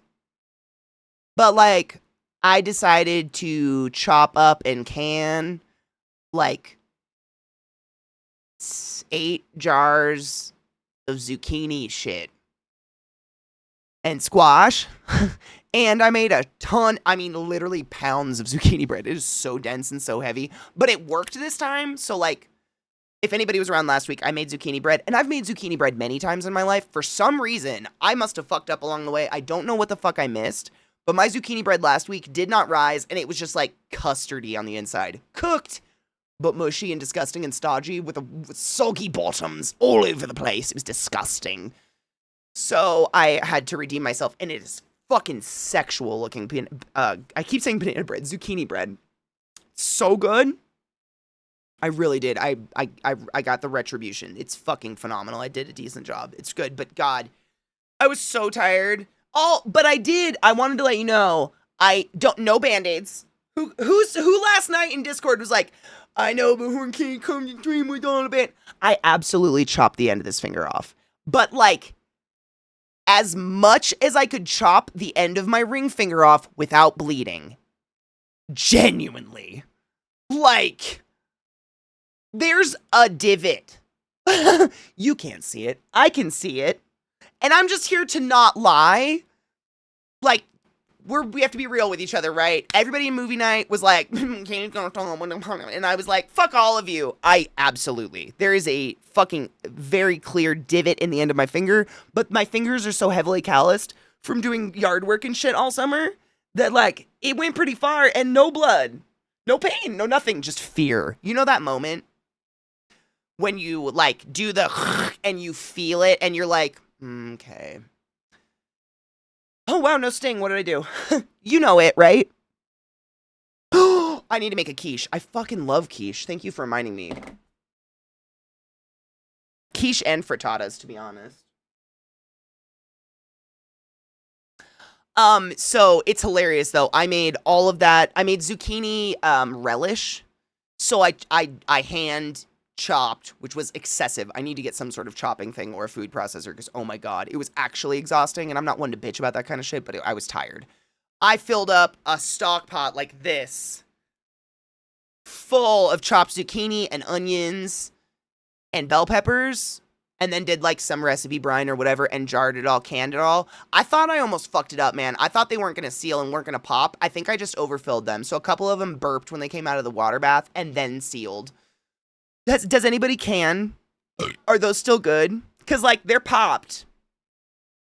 But they did burp. And I think it was because I overfilled them. But I don't know. I'm so freeballing this. I feel like I do a lot of old lady things that I should be able to be like, my Nana and mother taught me the art of canning. No, I learned from the internet. The internet raised me. But in my 30s. So, like, if there's anybody out there that was taught the true ways, let me know. Vile, no shit. So I did it. I was, like, very witchy last night with my zucchiniing. So I went out and picked yesterday's harvest, which was insane, of course. I have pounds, literally, like, probably around 50 pounds of zucchini and squash right now. It's insane. And what I did was I chopped one up and did a stir fry of like zucchini with some shallot and garlic. And I ate it while I masticated and chopped up the rest of it and then cooked it and then canned it. Kind of like I will taste the flesh of my kill as I jar it for later months. Hail the cunt. I felt very like, you know, like the deer hunter, like taking a bite out of the liver or some shit while he field dresses the corpse. I don't know.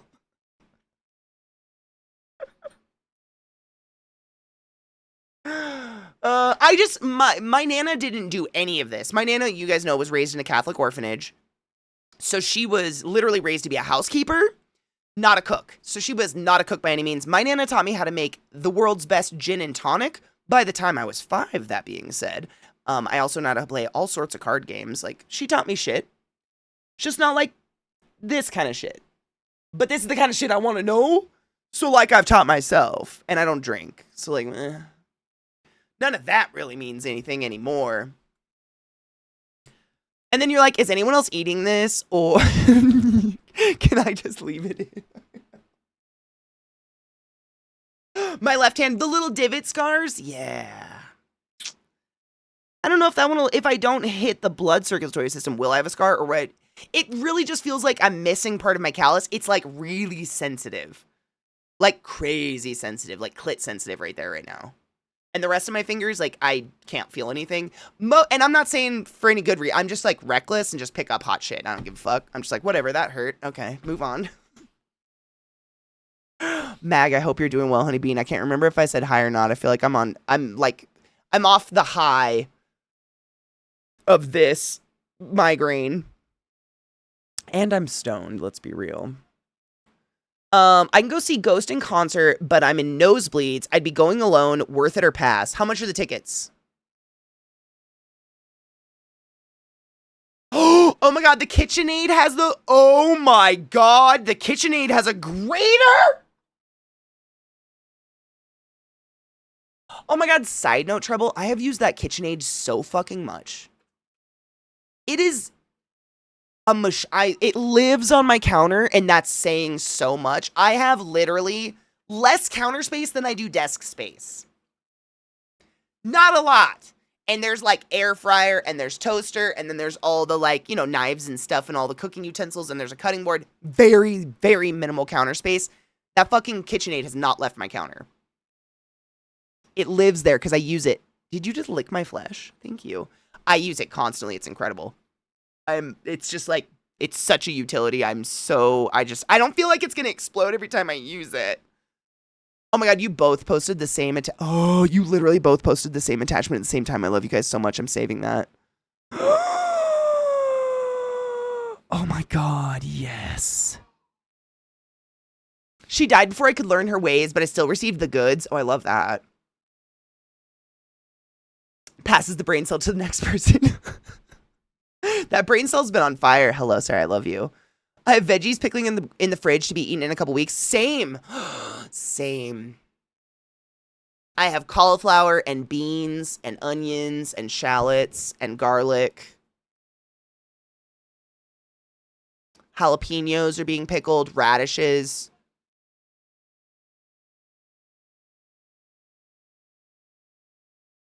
So, but you gotta let that pickle brine.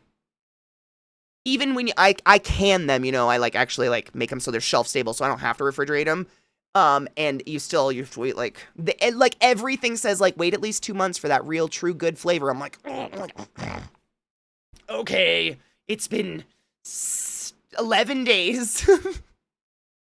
I can do it. No shit, the first knuckle is basically numb from the amount of times you've nicked it. Your knuckle flesh is in the food? Is that witchcraft? Have you fed the flesh of yourself to your loved ones? What up, Mayo? How are you, love? I mean, if I can just get an attachment for my KitchenAid, I don't want a food processor. I don't need another utensil in my kitchen, and I fucking don't have room. At all. I have literally, I don't have any room left. I'm just gonna say that. I genuinely don't have any room. That KitchenAid was it. And that KitchenAid is amazing, and I use it constantly. I'm obsessed. I can't get out of the kitchen. A lot because of the zucchini, but mostly because of that KitchenAid. I'm obsessed. If I can just get attachments for the KitchenAid, that's just so much less space taken up in my kitchen, right? Why not just get attachments for my beautiful, $600 mixer than just get another machine for the kitchen? I don't know. I have a blender. So, I have a Vitamix. I'm pretty decked out in my kitchen. It's pretty sick, actually. I've got some good shit in there. But the Vitamix doesn't have, a chop. You know. But it can make you hot soup, which is weird. Okay, so Mishi, yes. So, I was gonna do that. So I got a different idea this year. I don't know how this is going to work out, but Scott and Bree just gave me a bunch of their garlic and a garlic and an onion from their garden, and it was phenomenal. What they did, instead of braiding the raw ones together and hanging them like that, they got I don't even know how to say it, it looks like a kitchen rack, like a kitchen shelving rack, black with just like the bars as the shelves, and you can kind of move them to whatever height you want. And they got one of those, and they're perfect. They literally dropped them stem first down in between each, like a little grate or whatever. I should have fucking taken pictures. I think I did. Maybe I'll post them. I think I took pictures of it because they were telling me that like that's how you're supposed to cure them before you braid them. This is my first year ever doing garlic, but apparently you're supposed to like stem down and the bulb right here and then let them hang dry until they're like dry, until like the stem is hard, and then you turn them up and braid them. And then they like, and then all the flavor concentrates again back into the bulb and it like preserves them. But if you don't do that, I guess they don't cure right or some shit. It looks so good. It looks like witch kitchen shit. You know what I'm saying? Like herbs drying. It looks really cool and it sounded legit. And they always have such a very, very, very successful fucking garden. I'm very jealous of them.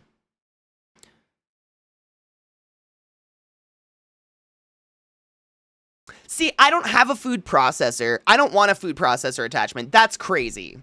I don't need that. I have nice knives. And to be honest, if it's chopping things for a meal, I don't want any of those special things. I like using our really nice knives. Like, I've gotten Zach excessively nice knives for Christmas the past couple years, but he uses them every fucking day, and they are so pleasant to use to the point where we just don't have any of those choppy things anymore.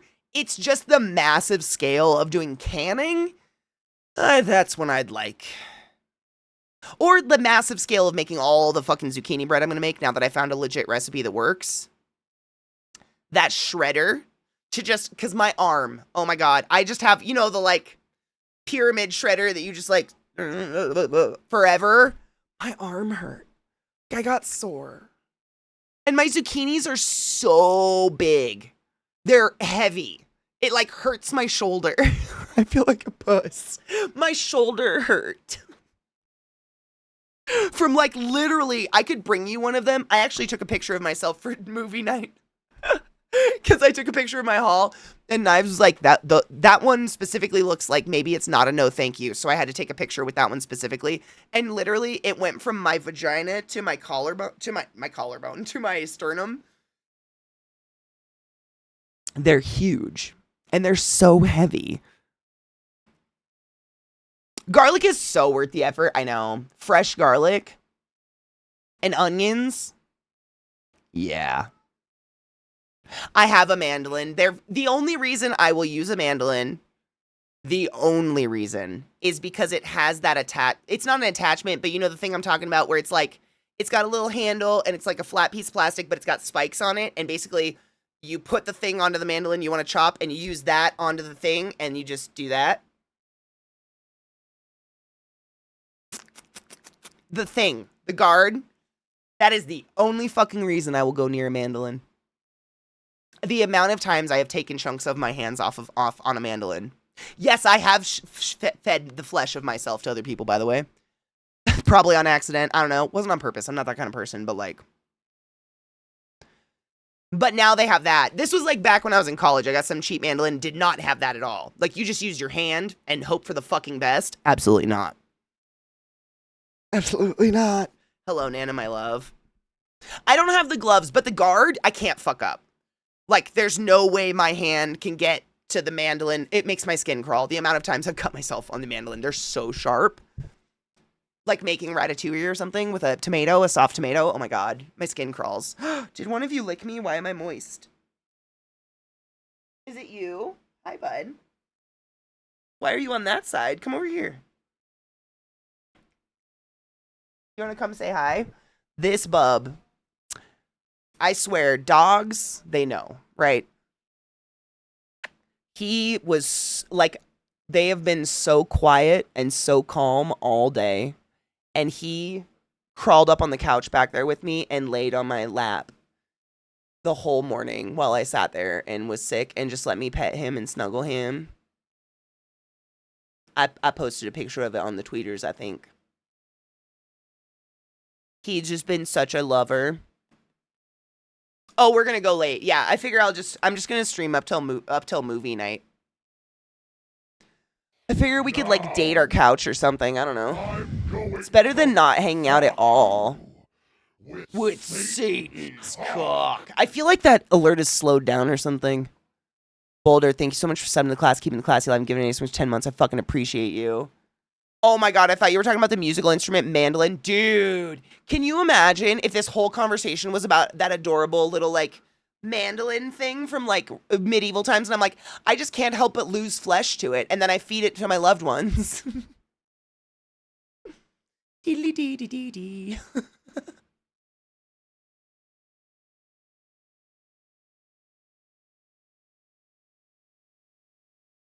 That is literally grounds for, like, the origin story of a cryptid. Like, if you hear a mandolin in the forests of Denver, Colorado, turn the other way, for the feeder of flesh will present you your own on the mandolin's round bosom.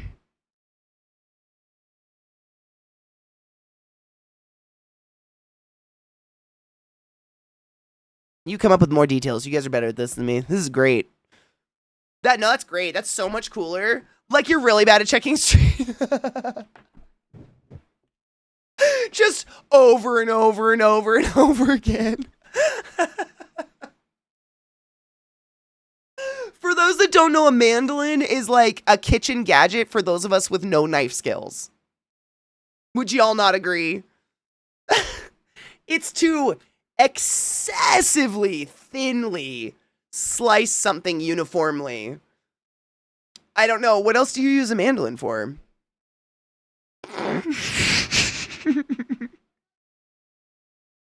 Just mashing a massive zucchini into the strings and trying to cut it. Oh, so I'm not a loser for using a mandolin? Oh, I totally thought it was a cheat code because I can't. I mean, I just thought it was. I thought I was using a cheat code. Thank you. You guys are very encouraging. Mandolins are legit useful. I have knife skills and I still use one. Thank you. I don't know if you meant to, you unintentionally gave me a little bit of a boost there because I totally, like, any gadget like that, I'm like, I must just suck. The fact that I need this, but to get a uniform slice, there's nothing like it. It's incredible. And I like that you can do wavy cut.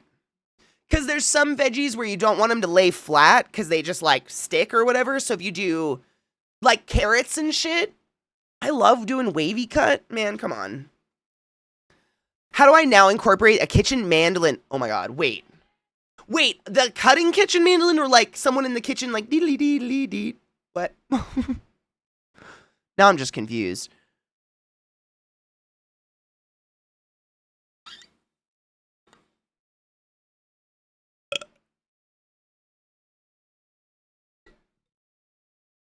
I mean, Nana, I actually did I play piano. I'd say I still actively could play piano. I've played a lot of instruments in my life, but piano's the only one I've, like, mildly kept up with. I just have excessive stage fright. In more complex preps, you either use mandolins or a slicing machine to guarantee absolute uniformity. Yeah, like, correct me if I'm wrong. I mean, the only thing that could come to mind was Ratatouille, but when you do Ratatouille, you want them to be all even because that's how you get the cook to be good or whatever. That there cook to be them goods. A hook. Broken. Just broken.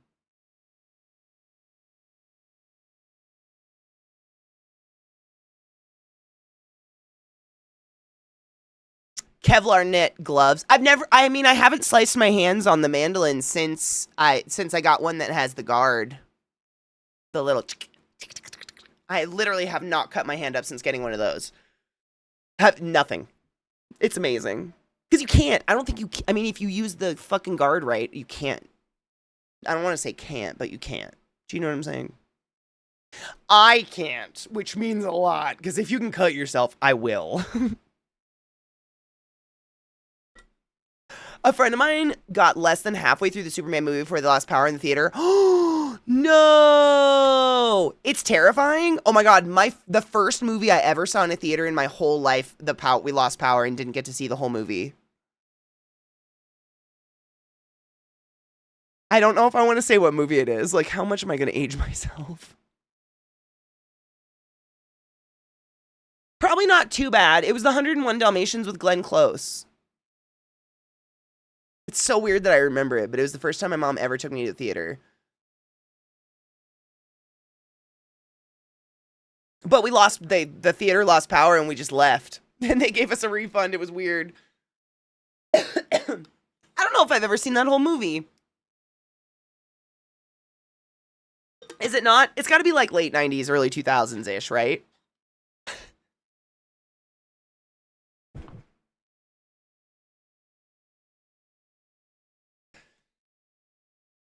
I'm looking it up.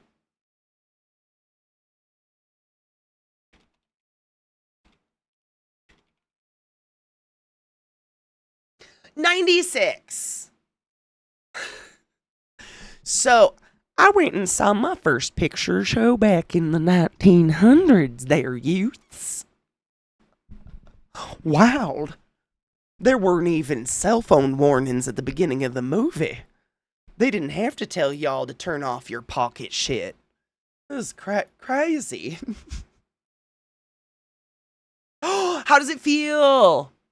How does your finger feel? Does it feel like tender or hot or anything, or is it feeling pretty good? Because I know you said that last little strip came off of it, so you could finally like run it underwater appropriately. 88 represent. Yeah, because I think we've had this conversation before where both of us are very grateful we didn't accidentally put the number 88 in our usernames, because now it's like symbolic of HH amongst those who worship Nazis. I'm so sorry to anyone who did that. We had the AOLs, that's it. I think. I mean, in 1996, I was definitely going online with my friend Liz, and we were pretending to be adults in gay chat rooms on MSN, and we were cybering, sexing. That was happening. Like, if only our parents knew. My mom's like, I'm going to take her to 101 Dalmatians in a movie theater. Do you think it's too grown up? And I'm at home like, yeah, I want to suck your hairy dick. Our dick's hairy. Whatever. I'll suck your hairy dick. What's it mean to suck dick? Okay, whatever. I'll suck it. You know. You think the internet's the Wild West now. Want to see? I want to see your hairy. Why are dicks hairy? It's crazy. What's a bottom? What does ASL mean? Why does he want to know my bra size? It's a medium.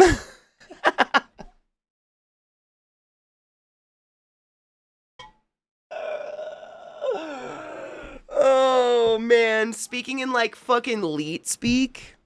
Yeah. Those were days, though. We had good times. My monitor just turned off on its own. Don't do that. Not again. Not again. There we go. I think she's about to die. This is my last original monitor.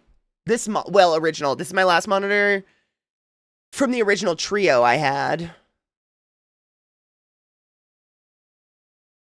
Like, it has a sticker on it, like a printed label that says run ads. That's how old that monitor is. And the last couple streams, it's just kind of like died halfway. Stop it. Stream. No. You're barking at the man who lives here. Come here. You're barking at the man who lives here all the time. Huh? No, I grabbed it. Young man. There's an advertisement in the game about a burger, and I was like, oh shit! Young man. We had smash burgers last night because I dominated the kitchen. Oh. Late start. Dude, you're right on time for my start, though. That's really weird. We got smash burgers last night, and Zach got 2 smash burgers, and he had one, and he, like, I think he got up in the middle of the night and then, like, snuck back in to watch TV and have, like, a midnight snack, and just, like, left the cheeseburger, just, like, wrapped in its paper, sitting on a shelf. And our dog Lilith is a fucking trash hound. If you leave, she won't beg. She won't go for human food, but she will go through the trash. And if anything's wrapped in paper, she thinks it's hers. And man, I found her on the bed this morning, like sniffing the shelf. And I looked at her and I'm like, what is Is that a fucking cheeseburger? In my bedroom!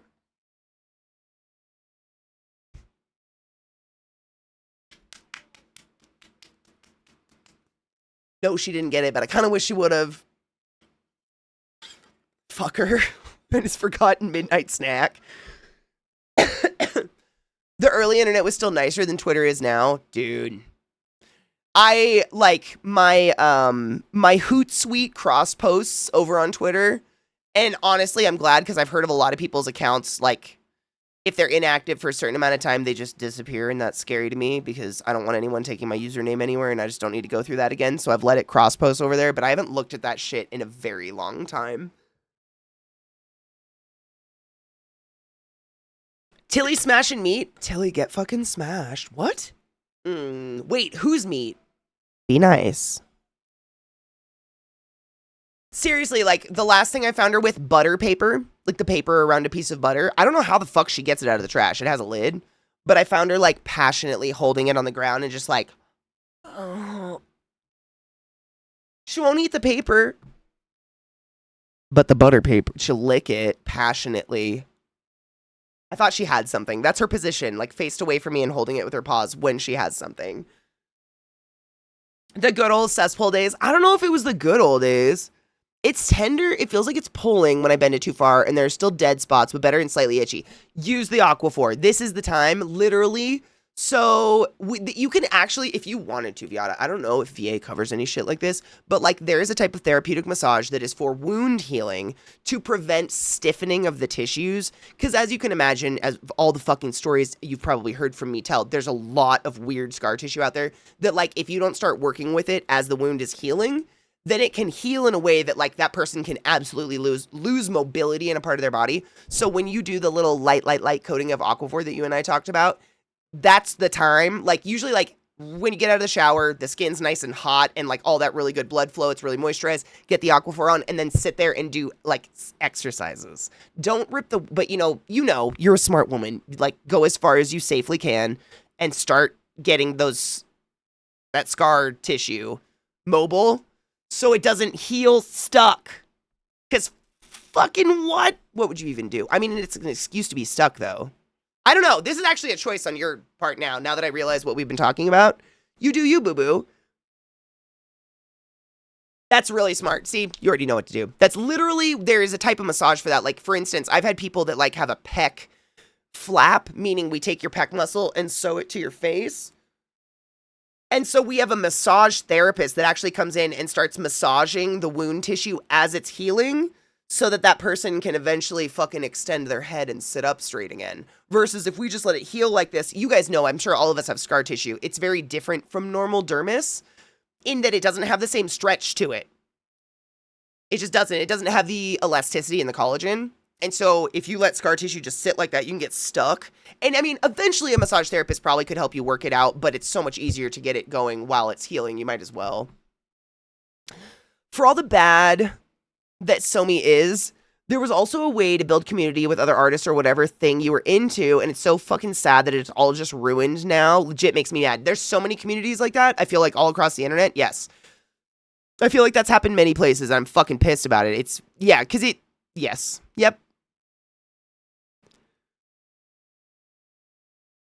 Yeah, no, 100%. It's infuriating. I hate it. Like, yeah. Yes.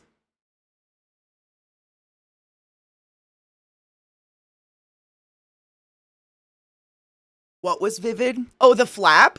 That's a true story. Mandibular cancer. Wild. I worked in a surgical center, though, for those that are just tuning in or like you're just a casual, whatever. For whatever reason, just to clarify, I did work in a surgical unit that specialized in, for lack of a better word, weird surgery. Like the more extreme, I don't want to say experimental, but less routine surgeries. We were called the WICU, which stood for Weinberg ICU, but oftentimes people called it the weird ICU because it was a lot of that.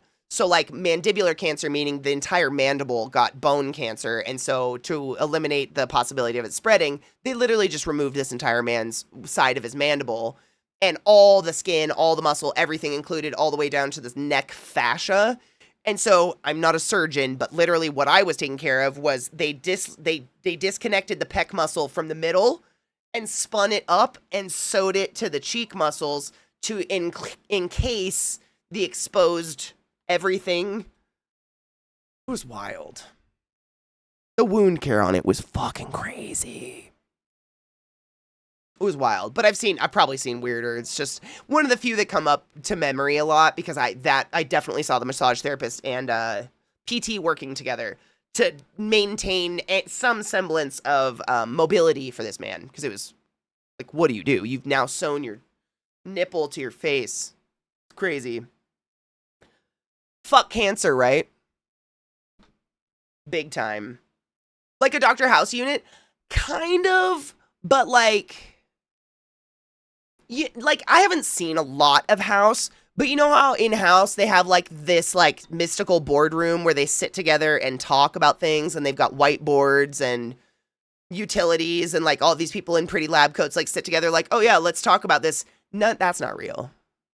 Like, usually it's like you've got half a bagel sticking out your cheek and you're like, oh fuck, I think I know what it is. And you like rush to a patient's room and try to figure it out with the nurse or something. But like, it's a lot of the obscure things. Yeah. I haven't seen... Isn't House the one where everybody has lupus? I didn't work in a unit like that. A lot of wound care. I mean, David, you've heard all of my stories of the ingrown hairs on the downstairs parts, yeah? That was all in the weird ICU. There was a SICU, which was considered the surgical ICU, that was like in the main part of the building. And that's where shit like that would go, like more normal routine whipples and things like that. That all went there. We got the more like, what the fuck? I don't know why. I think because we were closer to the surgery, to the actual OR. We were like physically closer to OR, so it was much easier to rush people back and forth.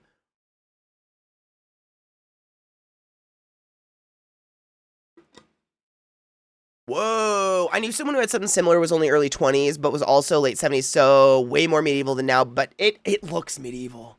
We do some shit. I mean, Hopkins still uses leeches. At least they did when I was there. What up, Eliza? Good morning. Daytime. Oh, is it never lupus? Okay, it's never lupus. Isn't there? I thought there was a show where it's always lupus, but I don't know. I haven't seen them. It's never lupus. Okay, that's what it is. House is it's never lupus. Okay, all right. So you've all seen House. Is what I'm getting out of this. I haven't, so... I apologize to the Houseies. I like that Lori fellow. He seems pleasant.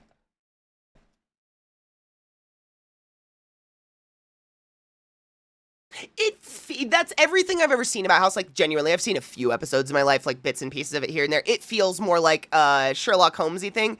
And honestly, I appreciate that they're trying to show some sort of like critical thinking as opposed to just like everybody has rote memorization. You know what I mean? Because like there's a whole lot of time that we're sitting around on the internet and we've got stacks of books and we're literally looking at symptoms and trying to put puzzle pieces together. And people don't really show that. They tend to present they tend to present doctors as just like gods that have this like eidetic memory and just walk in and diagnose people off the tops of their heads. And that is so rare. Super rare. Super rare.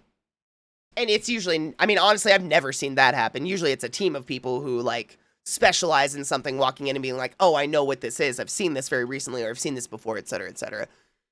I've never actually seen it, but since it's technically a Sherlock Holmes adaptation, I know about it. Is it literally an adaptation of Sherlock Holmes? Like, actually? Because I didn't know that. Is that why Steve Laurie's like a drug addict and kind of a psycho on it? Because I've heard like it's also a drama of him and like his something. Yes! Wow, I didn't know. Sick. I thought we were just meant it's like Sherlock Holmes, like mystery, but like, that's cool. I had no idea. I don't know any of the other characters, so I haven't paid attention. Like, I don't...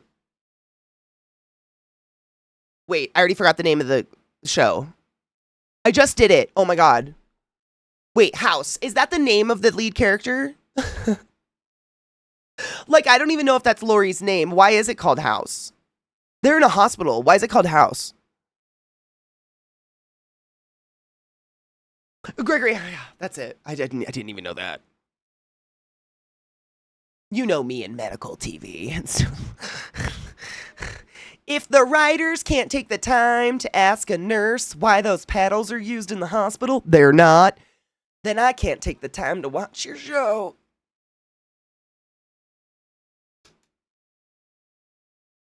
I have to make a pee-pee.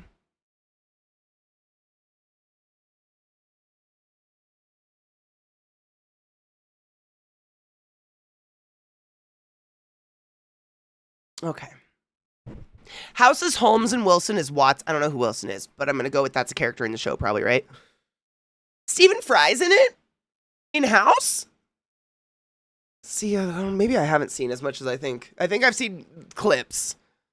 How are you, LZT, my love? By the way, I hope you're doing well. Hugh Laurie's brilliant. His NJ accent alone was spot on. The episode where he had a cold was great. I don't know if I saw that. But he is great. Honestly, I didn't know he wasn't American for a very long time. I had no idea. And now, it's kind of like with Christian Bale. Their natural accent sounds fake to me. I know it's not. But, like, my ear goes, that's a terrible English accent. You should stop. That's just insulting. I have English friends. You don't sound like them. Do you know what I'm saying? Because they've done a very, very good job. It's just, I don't know if any accent in particular, but at least the American accent in general. I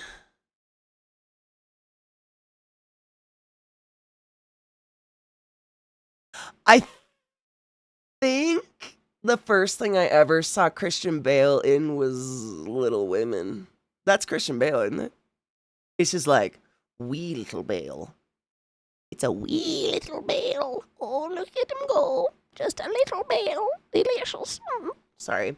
I think. Hugh Laurie, I have no idea what I saw him in first. What is he even in besides House? He's in a ton of stuff. That sounds so insulting. Hold on. I have to pee still. I didn't actually pee myself. I'm not that much of a fucking weirdo. He's in 101 Dalmatians from 1996, the first movie that ClassyKatie ever saw in theaters. Kind of, because the power went out. Okay, he's in a shit ton of stuff. Maybe, oh my God, was it 101 Dalmatians? Was that the first movie I ever saw him in? Is he a henchman? Wait.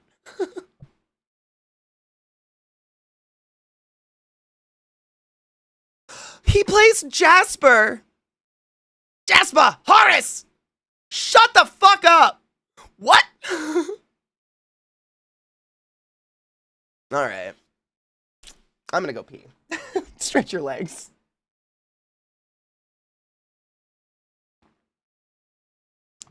Frame, how did you forget you made that nightmare? That nightmare? Like, how do I put it? I can't ever get rid of it. Like, it's... People notice. Dude, I was just gonna say, I went outside. This, you know how normally how bright it is when I open this curtain? This is fully open. There's nothing. We're gonna get slammed. I can feel it. It's like dark black clouds and hot, stagnant air outside right now where you can like feel the electricity. Do you know exactly what I'm talking about? It's creepy. It's creepy weather. It means lightning's happening somewhere and it's coming. But like, if at any point I'm like, bah! It's the thunder. It's gonna hit. Because the skies look really pissed off outside right now. It is. It's terrifying. Some people are aroused by it. Some people hate it beyond reason. It's kind of like, I feel like it's a pretty decent litmus test.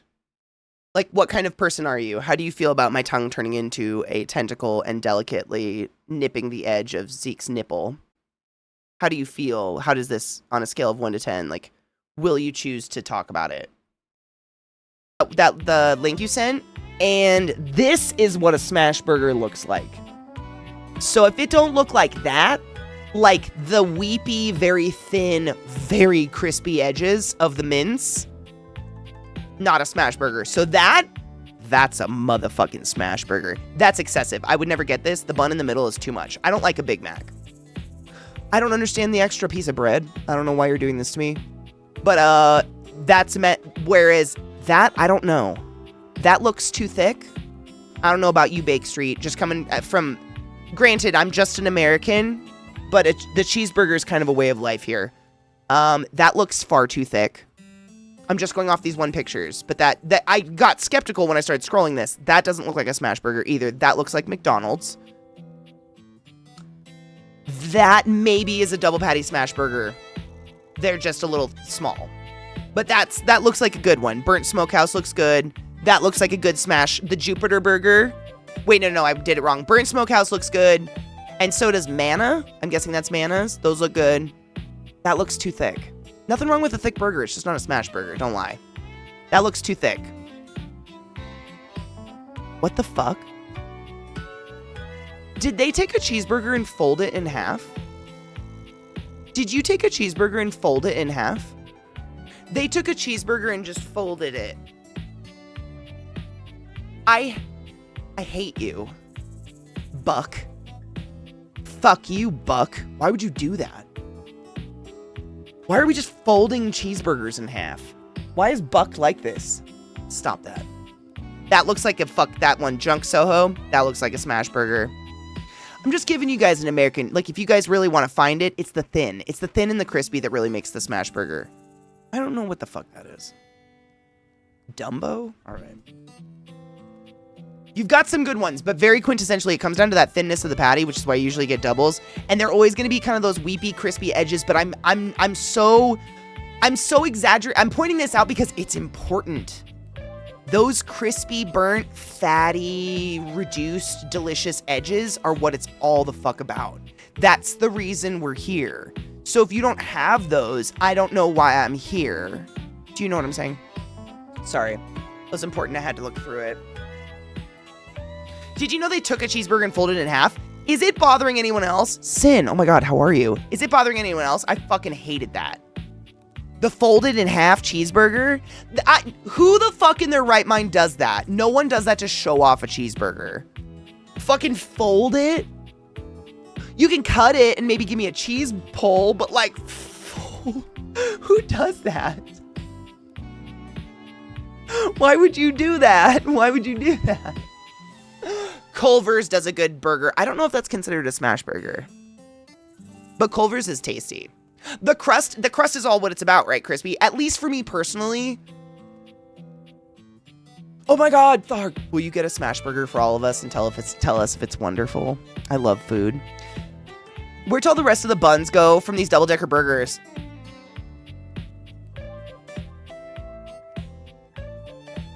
David.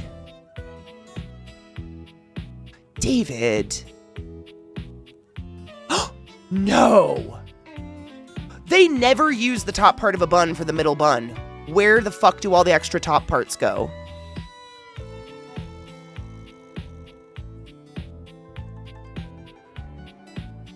Oh my god, yeet skis. Is that a Sunday roast in a fucking burrito? Oh my god.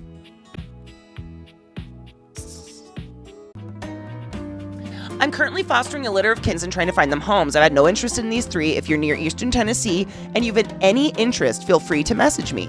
They've had their shots and are microchipped, raised indoors around dogs, and are comfortable being picked up. God, see what I'm saying? If I was anywhere near you, I'd be like, I'll take that orange cat. Look at the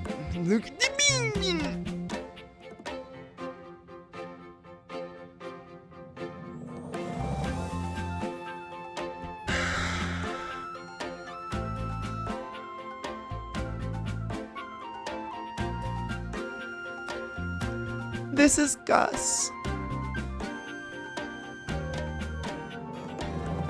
This is Bobby.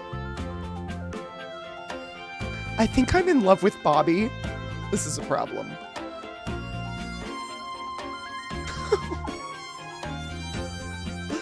Look at Bobby's like taupe fur and seafoam green, gray, blue eyes.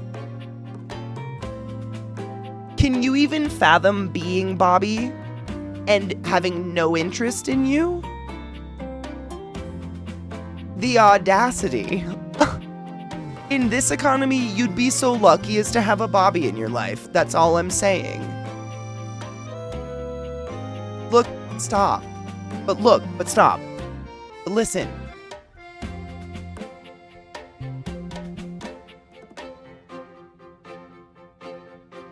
Bobby's so fucking cute. This is Wendy. Can you imagine a universe where no one's interested in Wendy? Are you kidding? This is why I couldn't do it. Oh. Look at Wendy's cool color though. Also.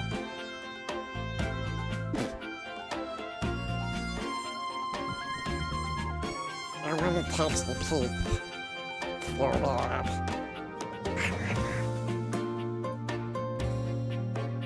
Look at that print theft.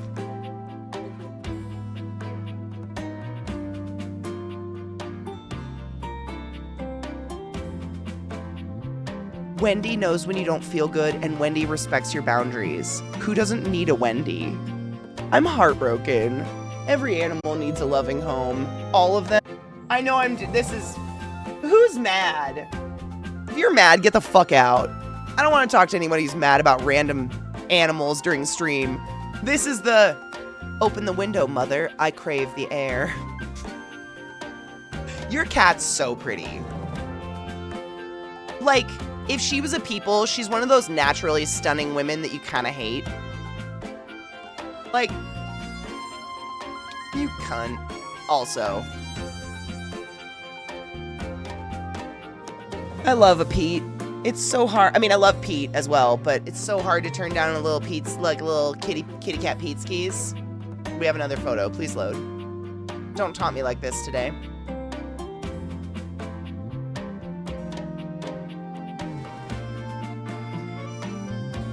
Or don't load that at all. Fuck you. I'm literally looking at it. Well, you know what? Better go join the Discord for cat number 2, because apparently it just won't load that way. But look at that kitty cat. She's so cute. This is the one that blends into the floor, by the way. Please no. Do not pass go and collect $200. I didn't like that character whatsoever. I mean, I feel like he talks like me, and that makes me wonder, like, am I a douche? Maybe. A few more of you posted just your pooses, and I had to show y'all guys the cute little pooses, because they're so cute. This is a much better note to end on than whatever the fuck that was. So, in case anyone just needs a light reminder, this is where we left off. This is Frost. Frost, the souls of all the deceased are behind those pupils. I don't even know what to do there. A lovable douche, a real summer's breeze. So, like, kind of like a hot fart. Thanks. Seriously, the way that dude talks, I hear it. I don't know who the fuck this is. Wait. This baby already claimed. Okay, this was just another baby that was claimed. This is Junior.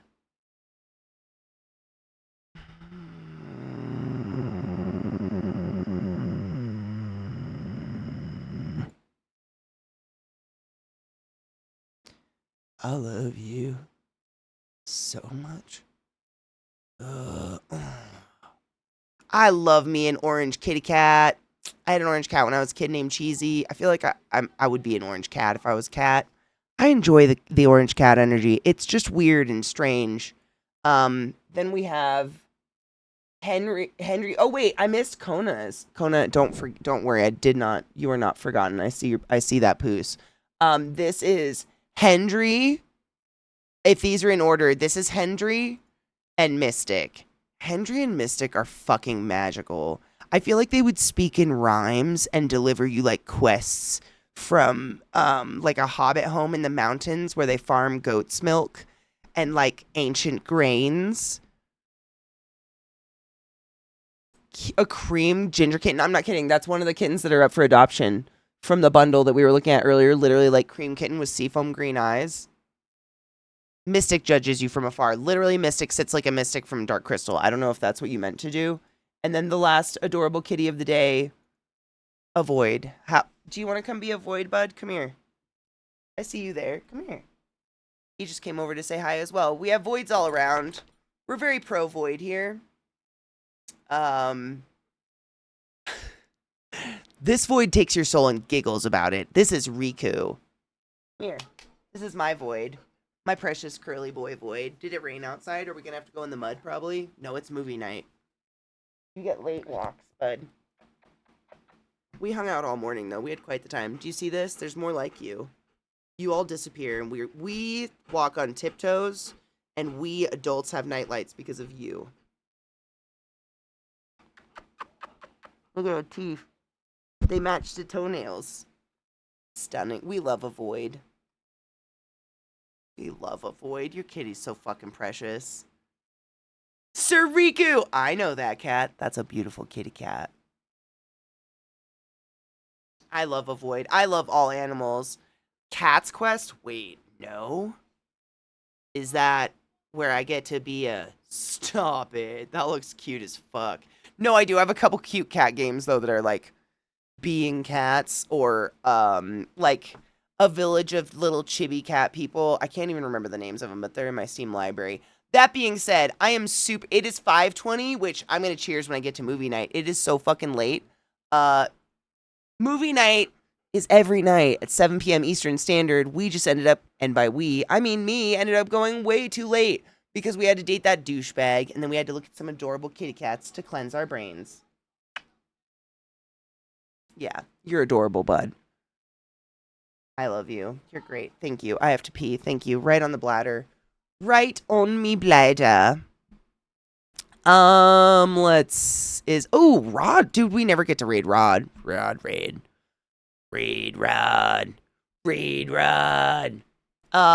Drink water, take your joy, eat something delicious. What's today? Today's Wednesday, right? I think so. Tomorrow's Thursday, right? So we have 2 sleeps left. We've got 2 sleeps until Faded Friday, which is where we listen to awesome music. You bring me music and funnies. I don't know if Spotify is going to work. I don't know how to test it. I don't know. We'll fucking see. We'll test the waters. Take care of yourselves. Thank you for coming and hanging out with me so late. I know it was a weird night. Migraines.